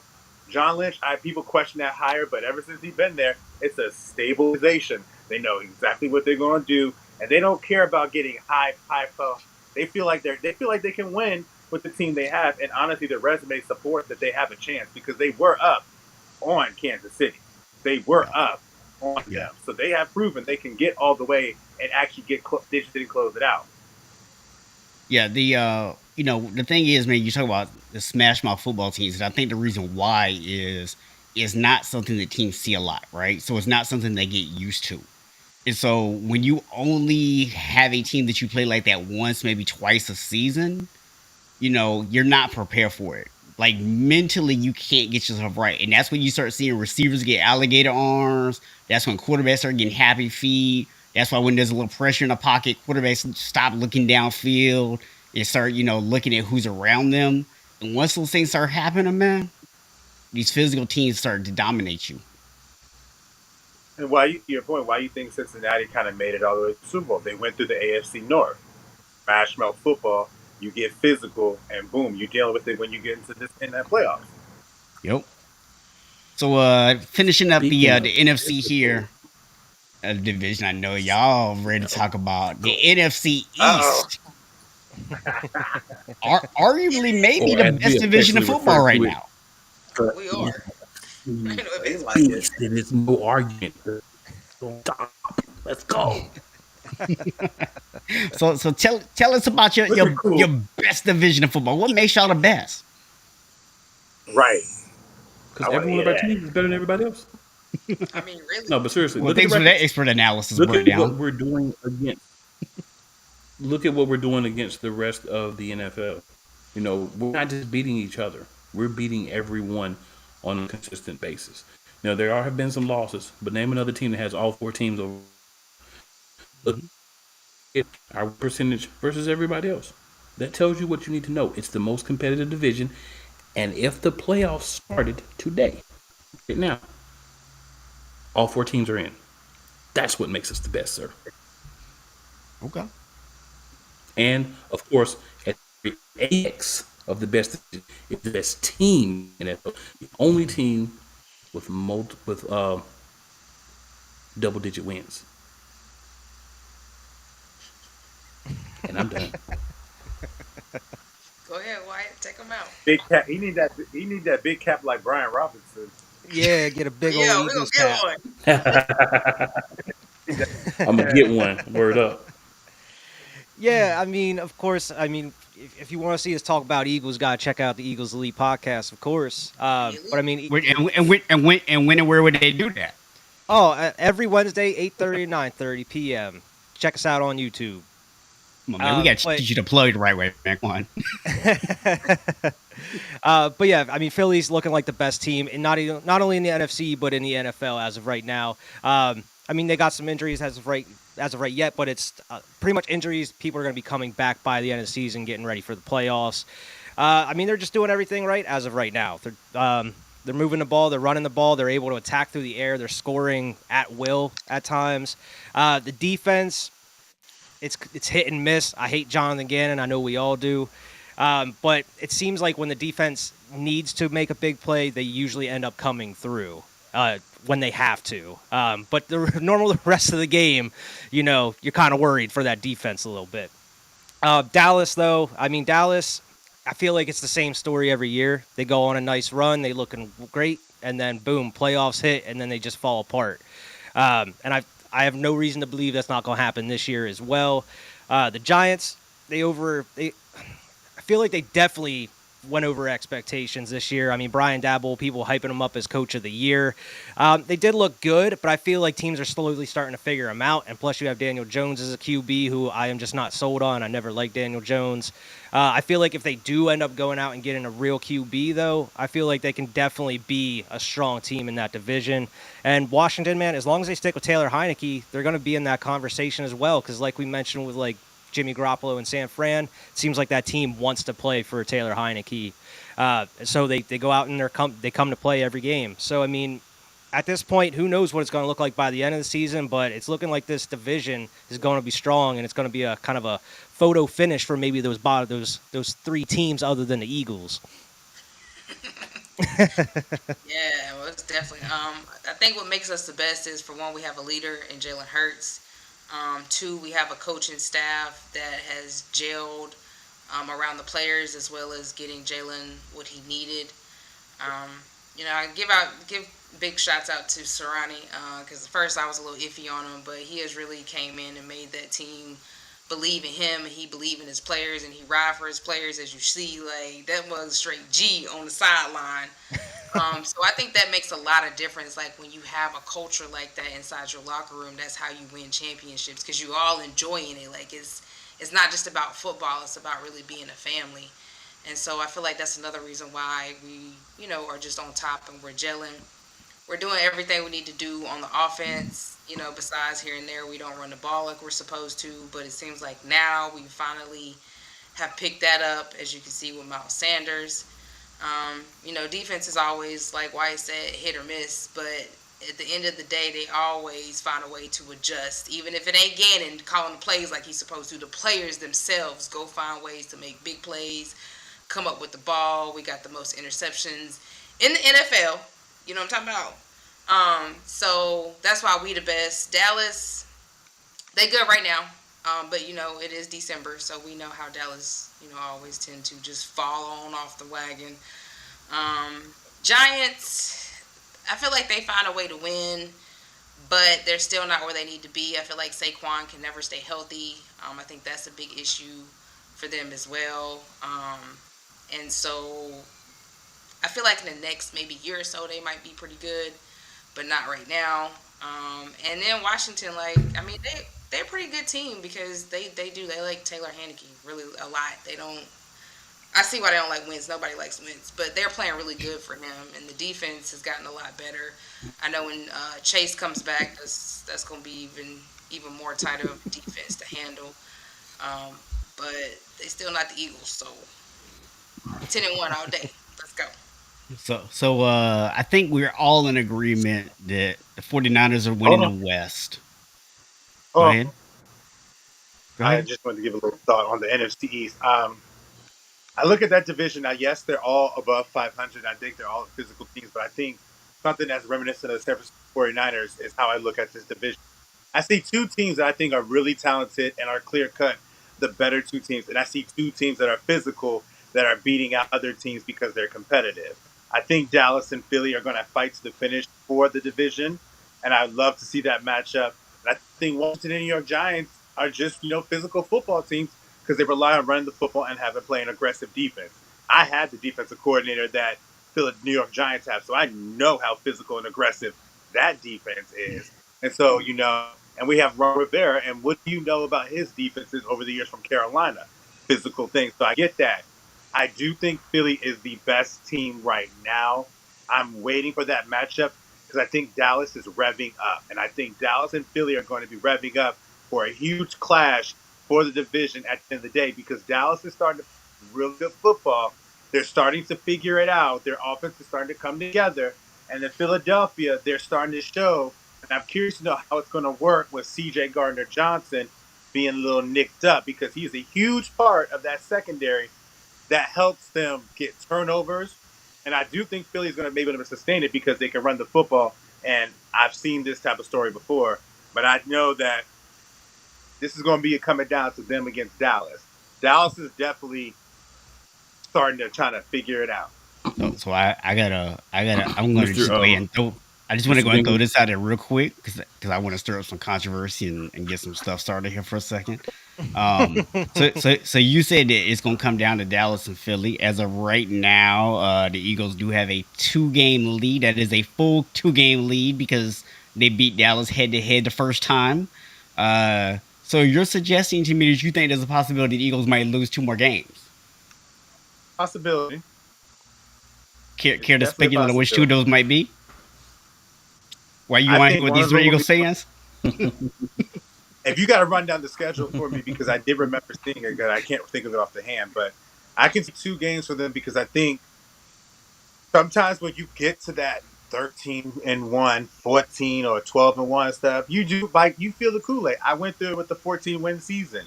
We were real strong up until the last 3 or 4 weeks where we had to be in a good game with the 3-10 Jets at the time. Beat Buffalo by 7, beat San Fran by 7. It wasn't easy. And so I do think, it's a chance that Philly could lose 2 games or they could be at that game with only 1 game. Whoever wins the division because Dallas may be a half game behind them.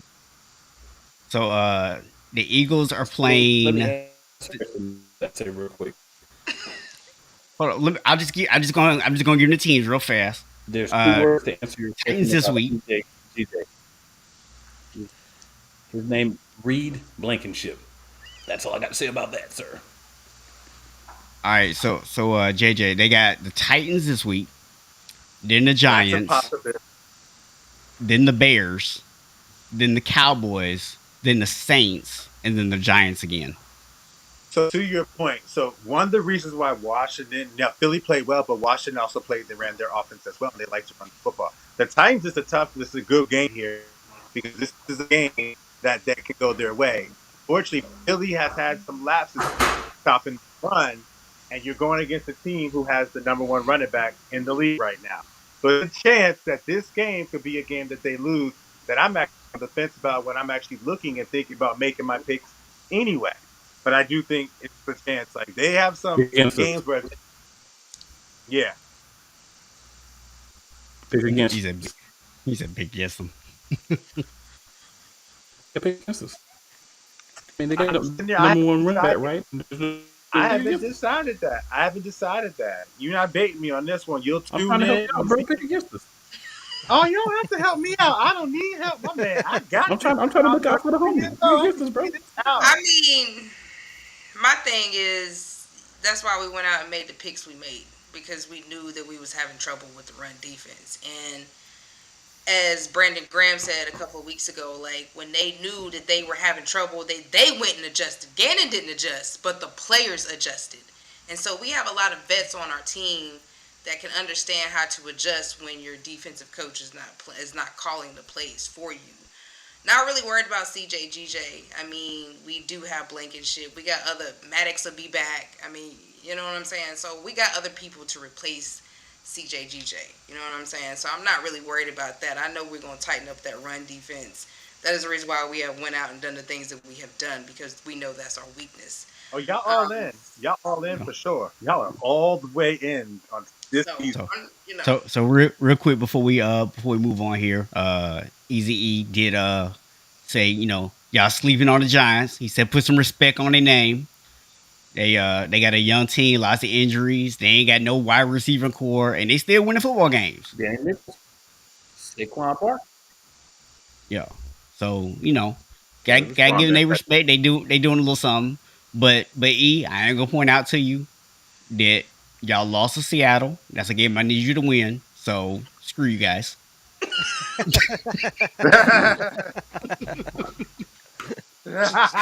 You're the only team in the NFC East that did not do me any favors of help. It's always be one, man. It's always got to be one. All right, so real quick, it sounds like we're all in agreement that, well, except for JJ maybe, because he thinks it could be up for debate here. But most of us agree that it's going to be the 49ers out the West, the Eagles out the East, the Vikings out of the North, and Tampa or whoever, it doesn't even matter, comes out of the South. There's only one team out of that division. So who's getting the wild card spots? Who's getting the other 3 spots in the NFC playoffs?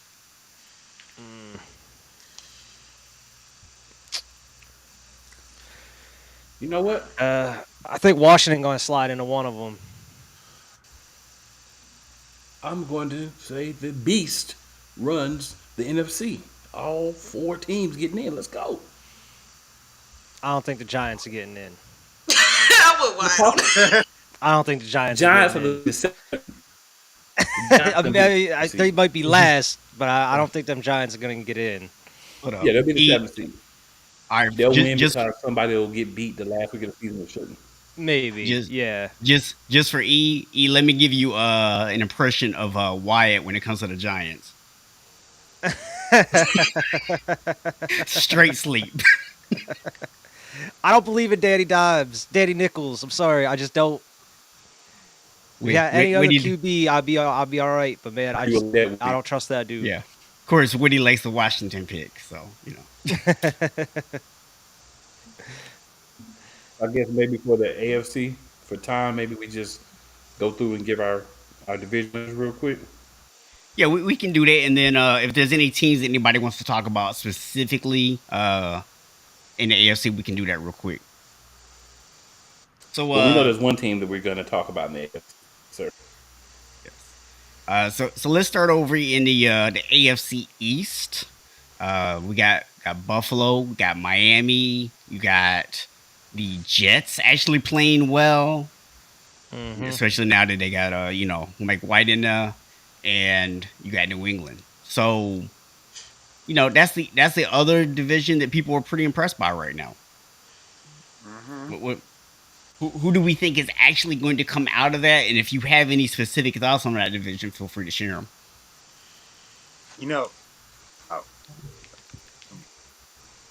I'm curious to see this San Francisco versus Miami game. I want to see what Miami does with the team that is force their will on both sides. And honestly, I think right now, I can really feel like Miami is going to surprise people and end up winning the division, because as good as Buffalo has been, there have been times in some big games where it didn't look like they're certain that dominance. Like, to be honest with you, I thought I took all overs on my sports bet against the Lions. I thought they were going to dog them, like run through them, because I knew that we could fight, but I thought Buffalo was in a flow. We're going to get everything. They still struggle with it, but my team, they're figuring themselves out as well. And I wanted to how does this JJ, your internet's cutting out. Oh, can you hear me now? Yes. Yeah. Long story short, I think I'm curious. I'm looking forward to this Miami-San Francisco game from both sides, but I think Miami's gonna show some people, because two of them are playing great, and that speed is seriously hard to stop. That speed is something serious. It's serious. I mean, personally, I like this Miami team. I think that they are good, and I actually said earlier this week, I'm looking forward to this game for the fact that I feel like my defense has done a really good job, especially the last few weeks, beating up on some bad teams. And I feel like this is going to be an opportunity for my defense to show how good they really are. This is the week we're going to find out. Can you go out? Like, look, let's be honest. They're not going to shut this Miami team out like they did in New Orleans, okay? Not even for a half. But can you go out there and hold this Miami team in check? That's what I want to see. And their running back's going to get a chance to play you guys after he was just with you guys a few weeks ago. There's a reason we let them go. I ain't worried about them. I know you did. We done seen them dudes every day. Hey man, I'm gonna make this quick. I agree with you. Win the division. Buffalo's gonna be the wild card. Yeah, I agree. I think it's going to be Miami that's going to win the division there. Buffalo, they've just looked. Man, I saw the stat when they played last night. I was like, Josh Allen threw 11 interceptions already this season. But there's just been, he's looked very good, like as advertised, Josh Allen in most of these games. But man, there's some of these plays where like, what are you doing, dude? And he's just putting himself at risk way too much running this ball. And they just don't look as cohesive and as put together as Miami has over the course of the season so far. I mean, those games without Tua, of course, they look bad. But man, I mean, they're undefeated with Tua in there for a reason. Until somebody figures out how to stop Tyreek Hill and stop that speed, like you guys were mentioning, they're going to be that team coming out of that division. I'm actually going to be the bold one here. I'm also picking Miami to win the division, but I actually think the Bills are going to finish in third. I actually think the Jets are going to end up finishing in second place. Mike White. The thing is, they've got their running game and they got their defense. That's what they're rolling with. Like they're not worried about the quarterback. They're not asking their quarterback to do a lot. And they're that physical smash mouth team. I wonder why. Robert Saleh. Where'd he come from? San Francisco. We know we're gonna make that connection. Of course. Yeah, I mean, that's I not as agree. obvious as that where you from. Yeah, Miami gonna win it. I mean, you gotta think about it. Tua came from Alabama. You know what I mean? And he wasn't a bad player there. Like he just had to stay hurt a lot. And so I don't think nobody's really been able to shut down Tyreek Hill. Period. So yeah, and then their defense is just smash mouth. period. So yeah. So what he say? He's not on the Mike White wagon until he plays good in 5 games. I mean, I'm not on the Mike White wagon either. I'm just on that defensive running game bandwagon. And I also Mhm. think that their skill set players on offense are actually very, very. Yep. They pose a threat in many different ways. Yeah. The thing is, I think Mike White understands who he is. And he's not gonna go out there Yes. and try to do too much because he understands that not who he is. Yeah. You don't have to worry about him going out there and trying to curse and wince it on you. Facts. Straight up. All right, so moving on to the division that JJ knows a lot about, the AFC North. Oh right. Um. Uh, I love my team dearly. I really do. Am I 100% confident we're going to finish in this division? Not really, but I'm about 75% because I do think that push comes to shove, I will always bank on a team that knows its identity and knows the defense correctly. Work on play. You're But I internet know cutting out for a again, fact. JJ. How about now? Yeah, you good now. All right. I don't know what goes with my phone. This is like the second week in a row. I think it's gonna definitely come down to week 18, and I'm hoping our game gets flexed as the last game of the year because Joe Burrow, Lamar Jackson, Baltimore, everything. I think it's going to turn into a great type of game. But I can see this happening because we are literally both 7-4. Both of us are 7-4. Like, it's just stressful.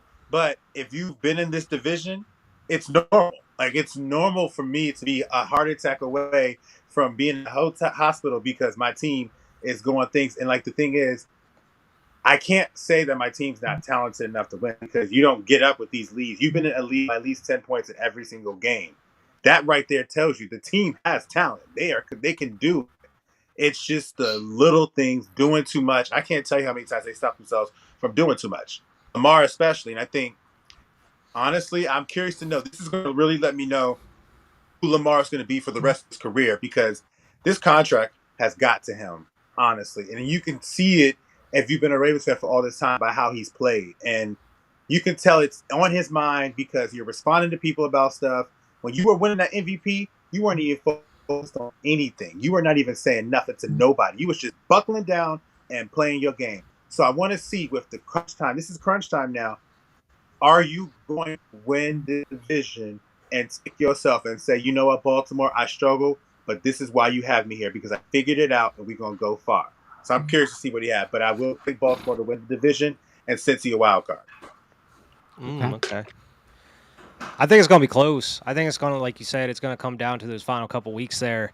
I mean, as of right now, just based off of what we've seen so far in this past week, I'm going to flip-flop it. I'm going to say the Bengals going to win the division, and then the Ravens going to be in that wild card, just because it looks like the Bengals are putting it together at the right time. It seems like that O-line's finally getting healthy. They're starting to protect Joe Burrow a little bit more. Jamar Chase coming back. It seems like that offense is finally getting in that flow. Their defense is kind of settling in. It just seems like they're kind of hitting their stride at the right time of the season. So I mean, there's a lot of games left in the season. A lot could happen. But as of right now, from what we've seen, I'm going to go with the Bengals right now.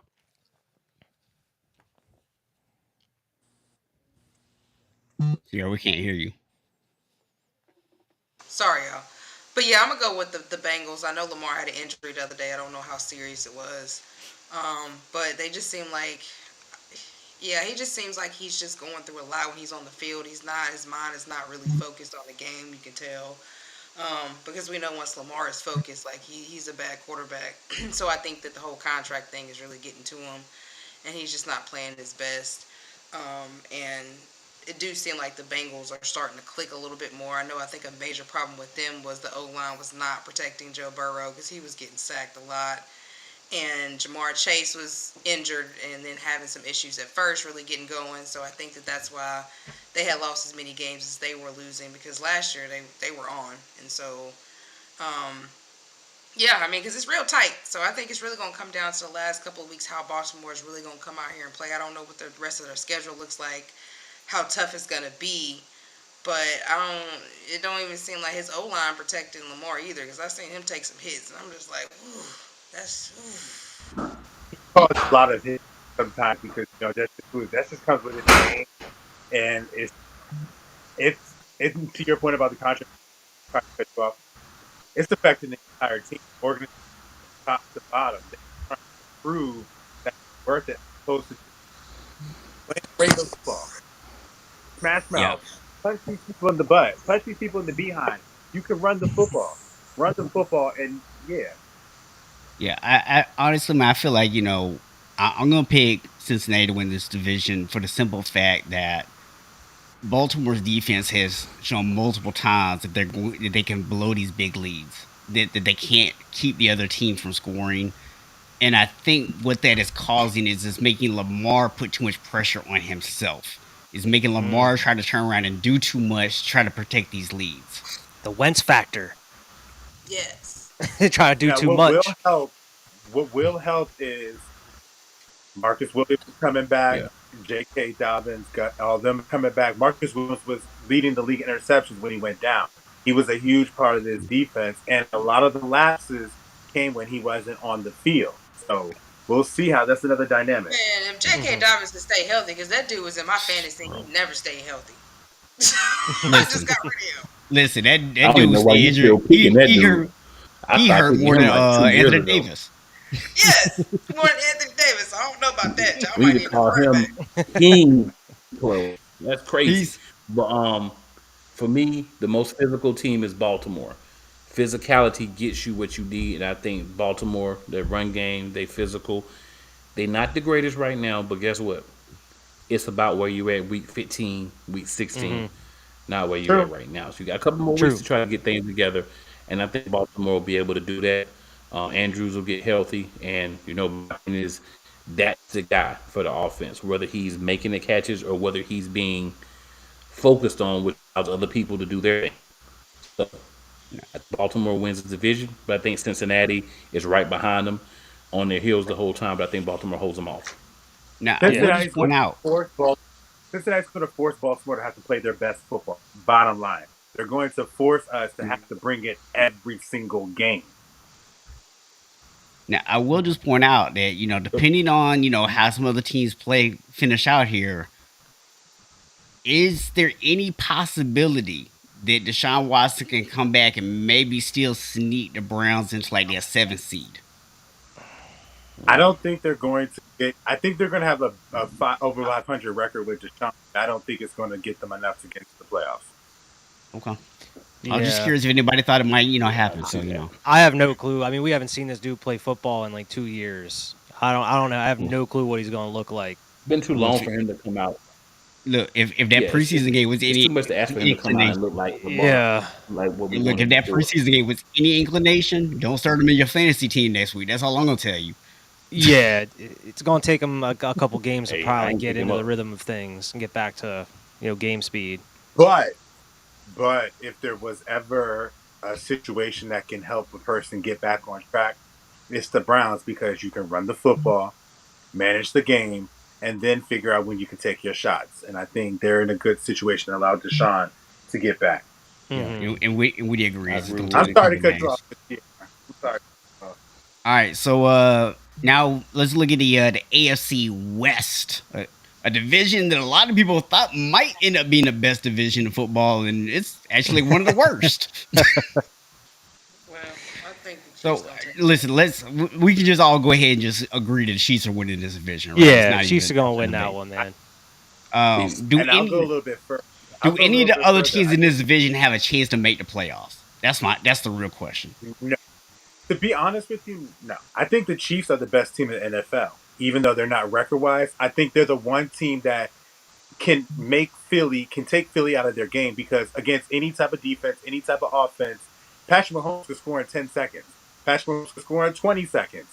So there is not really a formula to stop them. As much as you want to limit them, they're the one team that, if there was a team that could pose a threat to make Philly kind of play their kind of game, which will get them out of winning chance, it's Kansas City, because Patrick Mahomes is here, and then everybody else is like right here and stuff. He is just playing phenomenal football. Okay. I don't know. Yeah. Out of the division though, other than Kansas City, I mean the Chargers. I mean they got a 6-5 record, but like they've been a pretty big disappointment. I feel through the season. Like I mean people are out there calling for the head coach's job already, after like all those losses they were going through. I mean they haven't looked like they have the past couple years. They've looked very vulnerable. So I don't know what the deal is with them. I mean, to be honest, I don't watch the Chargers too much to really understand like what is the actual issue with them. But I mean, just compared to what we've seen from them the other years, where they could be contenders, they could be the one matching up with the Chiefs or the Bills or something. They're not nowhere even near that spot at this point. Well, I can tell you a big part of the problem for them is the Mike Williams and Keenan Allen have been spending a lot of time on the sideline in their street clothes. And that star-studded defense ain't coming through. Yeah. They went out and got a lot of big pieces this offseason. It's pretty banged up. I think losing Joey Bosa really hurt them a lot. But it's kind of surprising when you consider the fact they still do have Khalil Mack. They're not getting more pressure on the quarterback. Yeah. And Russ ain't Russ anymore over there in Denver. They got, I don't know who they got, but that's not Russ. they got Russ to cook it. Ended up with Chef from South Park. They got Dust Wilson over there. They got head coach doesn't know what the hell he's doing. They thought they were getting Russell, and they just got straight Russ. It seemed like that. I don't know. Yeah, I think it's a little bit of both, right? I think first of all that the system that they're running there is horrible for him. So I'm not going to put it all up on him, but I mean you got to at least put some of it on him because I don't care what system you playing in, you should be able to hit wide open receivers, bro. You would think, man. Or use your legs. He's not using his legs like he used to. That's surprising. He's trying to be a pocket quarterback, and Russ is not. I mean, he has to move around in the pocket, and he has to run because he's short. So, I mean, honestly, I think that's where the head coach. That's the system part, I think. Yeah, I think it's a lot of coaching. Yep. That coaching, man. I mean, those first couple games, like the one they lost because he didn't use his timeouts correctly, didn't go for a field goal when they had to. I'm pretty sure it's like a lot of it has to do with that head coach. I feel like he's just way in over his head. I mean, that could be just because he's like first-time head coach over an organization, but still, man, it's not a good look. Shout out to the Raiders, have doubled their win total in the last couple weeks, and they're still only at 4 wins. I was gonna say from 2 to 4. Hey, simple playoffs: Jets, Bengals, Bills. I don't see anybody else getting in. Chargers may be able to sneak in, but really, I think it's Jets, Bengals, Bills in the wild card. Yeah. I can. So I mean, I'm assuming we're all going to feel like the Titans are going to go ahead and win the South. None of us really feel like the Colts can take this division, right? No. Yeah. Speaking of not using your timeout. Speaking of not using your timeouts. Yeah. They could have beat Pittsburgh. They used their timeouts. They could have beat Pittsburgh or at least tied them. Yeah, I mean, the coach are dumpster fire with a motivational guy as head coach. Yeah, dumpster fire. Yeah, I'm with cool though. I got the Titans winning. I think the Ravens and the Bengals both make it. I got the Chiefs, and then I think it's gonna be Bills, Dolphins, Jets. Okay. Yeah, Tennessee's gonna be a tough team come playoff time, man. They're so physical and they play so well under Vrabel. I mean, they're gonna be a good team come playoff time. They always are. I mean, Ryan Tannehill, he can be mobile. He's been dealing with that ankle injury, but man, they've been killing it with like play action passes.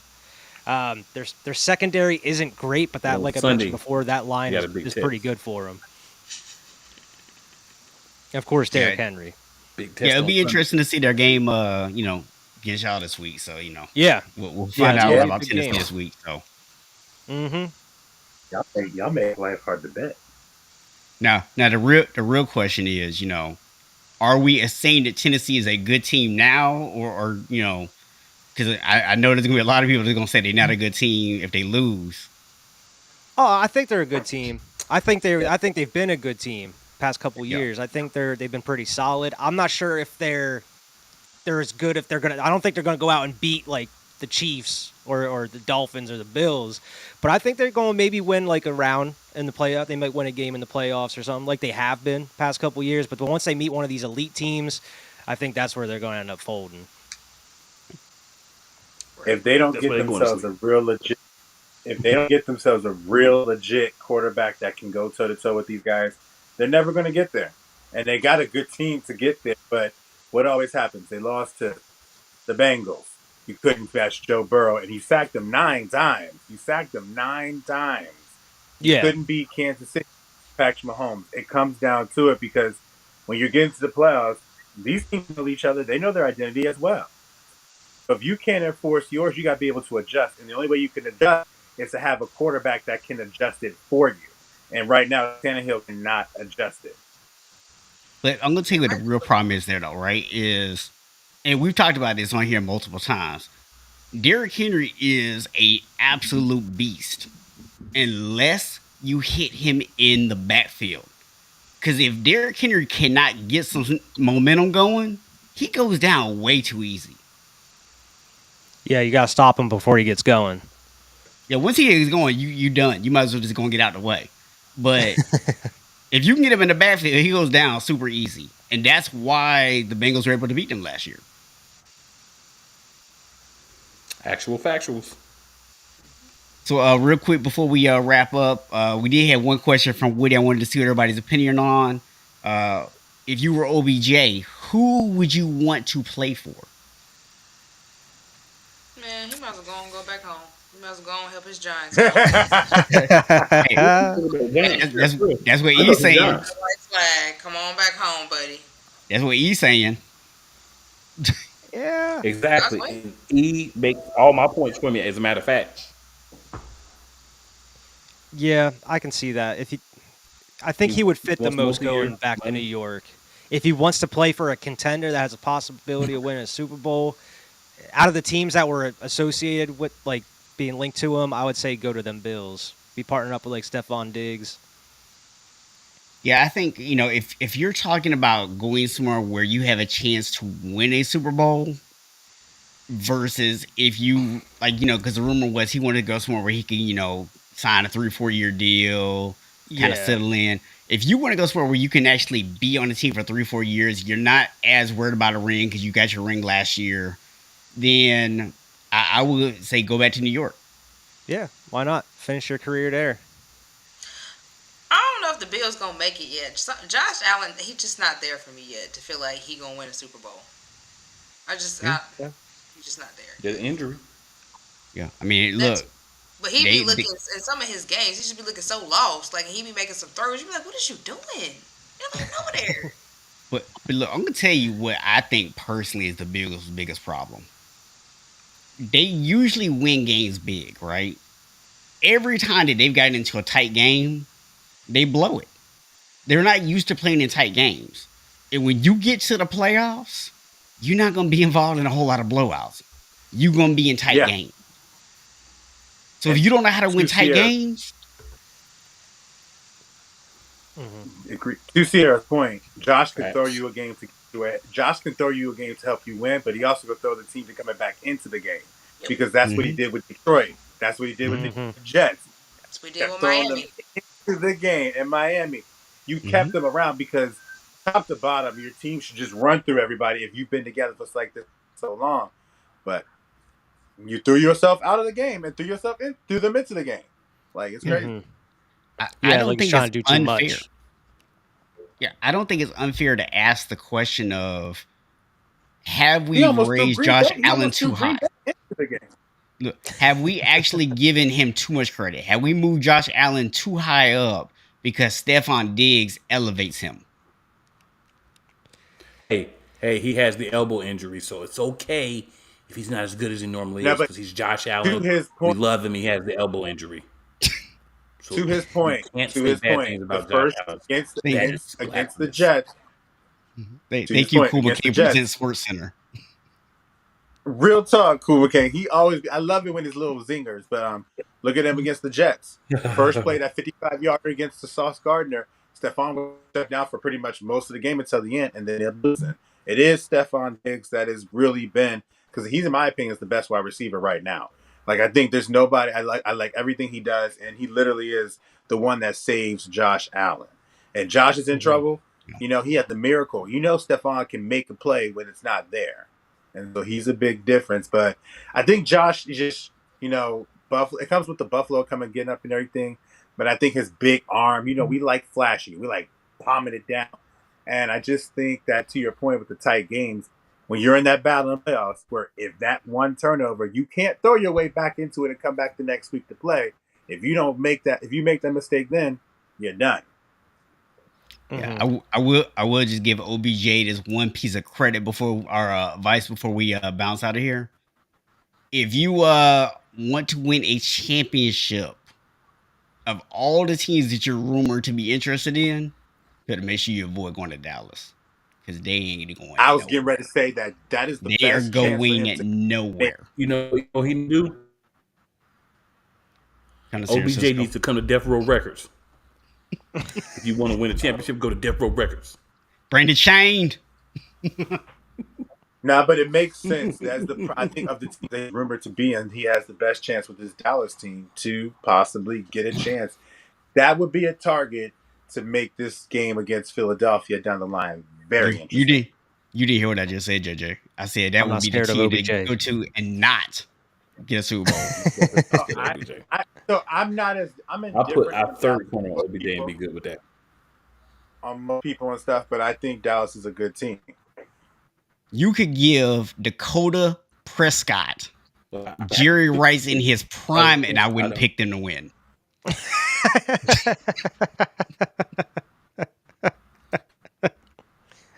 The thing is, he ain't lying. You have high expectations and high appreciation for a team that's giving you no reason to have it. So, yeah, I mean, you're a rival. I get that. When's the last time Dallas won any games? But JJ, I will say this though. You have a bright future in network television. Oh, I appreciate you, man. You have a bright future in network television, man, because that's the only place you hear the Dallas Cowboys get elevated this much. Yeah, he loves Cowboys, and that's what they do. I actually don't love the Cowboys. You can slide right in on. I don't have as much anger against them right now, or issue with them stuff. Ironically, the NFC East team that I actually came in because I had my first jersey was a Brian Dawkins one. So, Weapon X was the reason why I fell in love with watching Philly. Well, on that note, so want to just say, appreciate everybody who came on tonight. Make sure that you do check out all the other shows here on the network, including the Eagles Elite podcast. And Cool, you want to go and tell them again where they can find you right is here at? Oh, I'm about to do a little bit better than that. So shout out to Jordan Long, who's on earlier. Check him out at sports-scoop.com. Shout out to Couch Coach. You can find him on Couch Coach Live on all major platforms, as well as on Facebook. You can follow him at Couch Coach Chris Powell on Instagram, on Facebook, on Twitter, I believe his handle. If not, Couch Coach, you know what it is. Also, you got the Eagles Elite podcast on Wednesday nights, 8:30 p.m. Eastern Standard Time. See myself, Mr. Cool McCain, Mr. Wyatt, Miss Sierra will be Eagles Diva on there, of course, and Jay Swoop, who was not able to make it tonight. But you want to talk Eagles? You want to hear some real stuff? You want to have a little fun? This is the spot to come. That's all I can say. And of course, we always be elite and we always interact. Let's go. And let's not forget, you can also actually hear me talk about the 49ers. You can hear JJ talk about the Ravens. NFL Matchup Madness Tuesdays at 9 p.m. So also make sure you come check that out also. Where you come to find out the Gus Bus is the best player on the Ravens squad. That's an inside joke. If you watch, you know it. If you haven't, you gotta go watch 2 weeks ago. You'll love it. Hilarious. It was. Oh man. All right, well, we appreciate all y'all tuning in, and we will see y'all around. Appreciate y'all coming and joining us tonight. Yeah, thanks for having me, man. Appreciate having us. Have Have a good one. You too. So cool, man. Final thoughts here. I'm just gonna say, 3 years. We've been doing this thing, doing a big, super long show tonight. We'll be back to our regular 1 hour format next week. But the new start time, 7:30 p.m. Eastern Standard Time. So make sure you adjust your watching schedule for that. And for those of you who come late, the show still starts at 7. So just come when you normally would.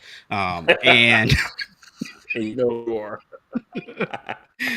Much love to everybody who joined us in the comments tonight. Everybody who sent in videos. A couple technical issues with a couple of the videos. We weren't able to play them. So you know who you are. We appreciate the love, even if we couldn't get the video to play tonight. So much appreciation for that. 3 years, it's just the beginning. Hey, all I can say is appreciate all the love. Appreciate everybody that's poured into the show. Everybody's been on the show. Everybody that watches the show. Well, it's over. Things still popping. Little things always stopping. We gonna ball on these suckers. Because we are still the play callers. See y'all next Friday night, 7:30 p.m. Eastern Standard Time. Holla at your boys.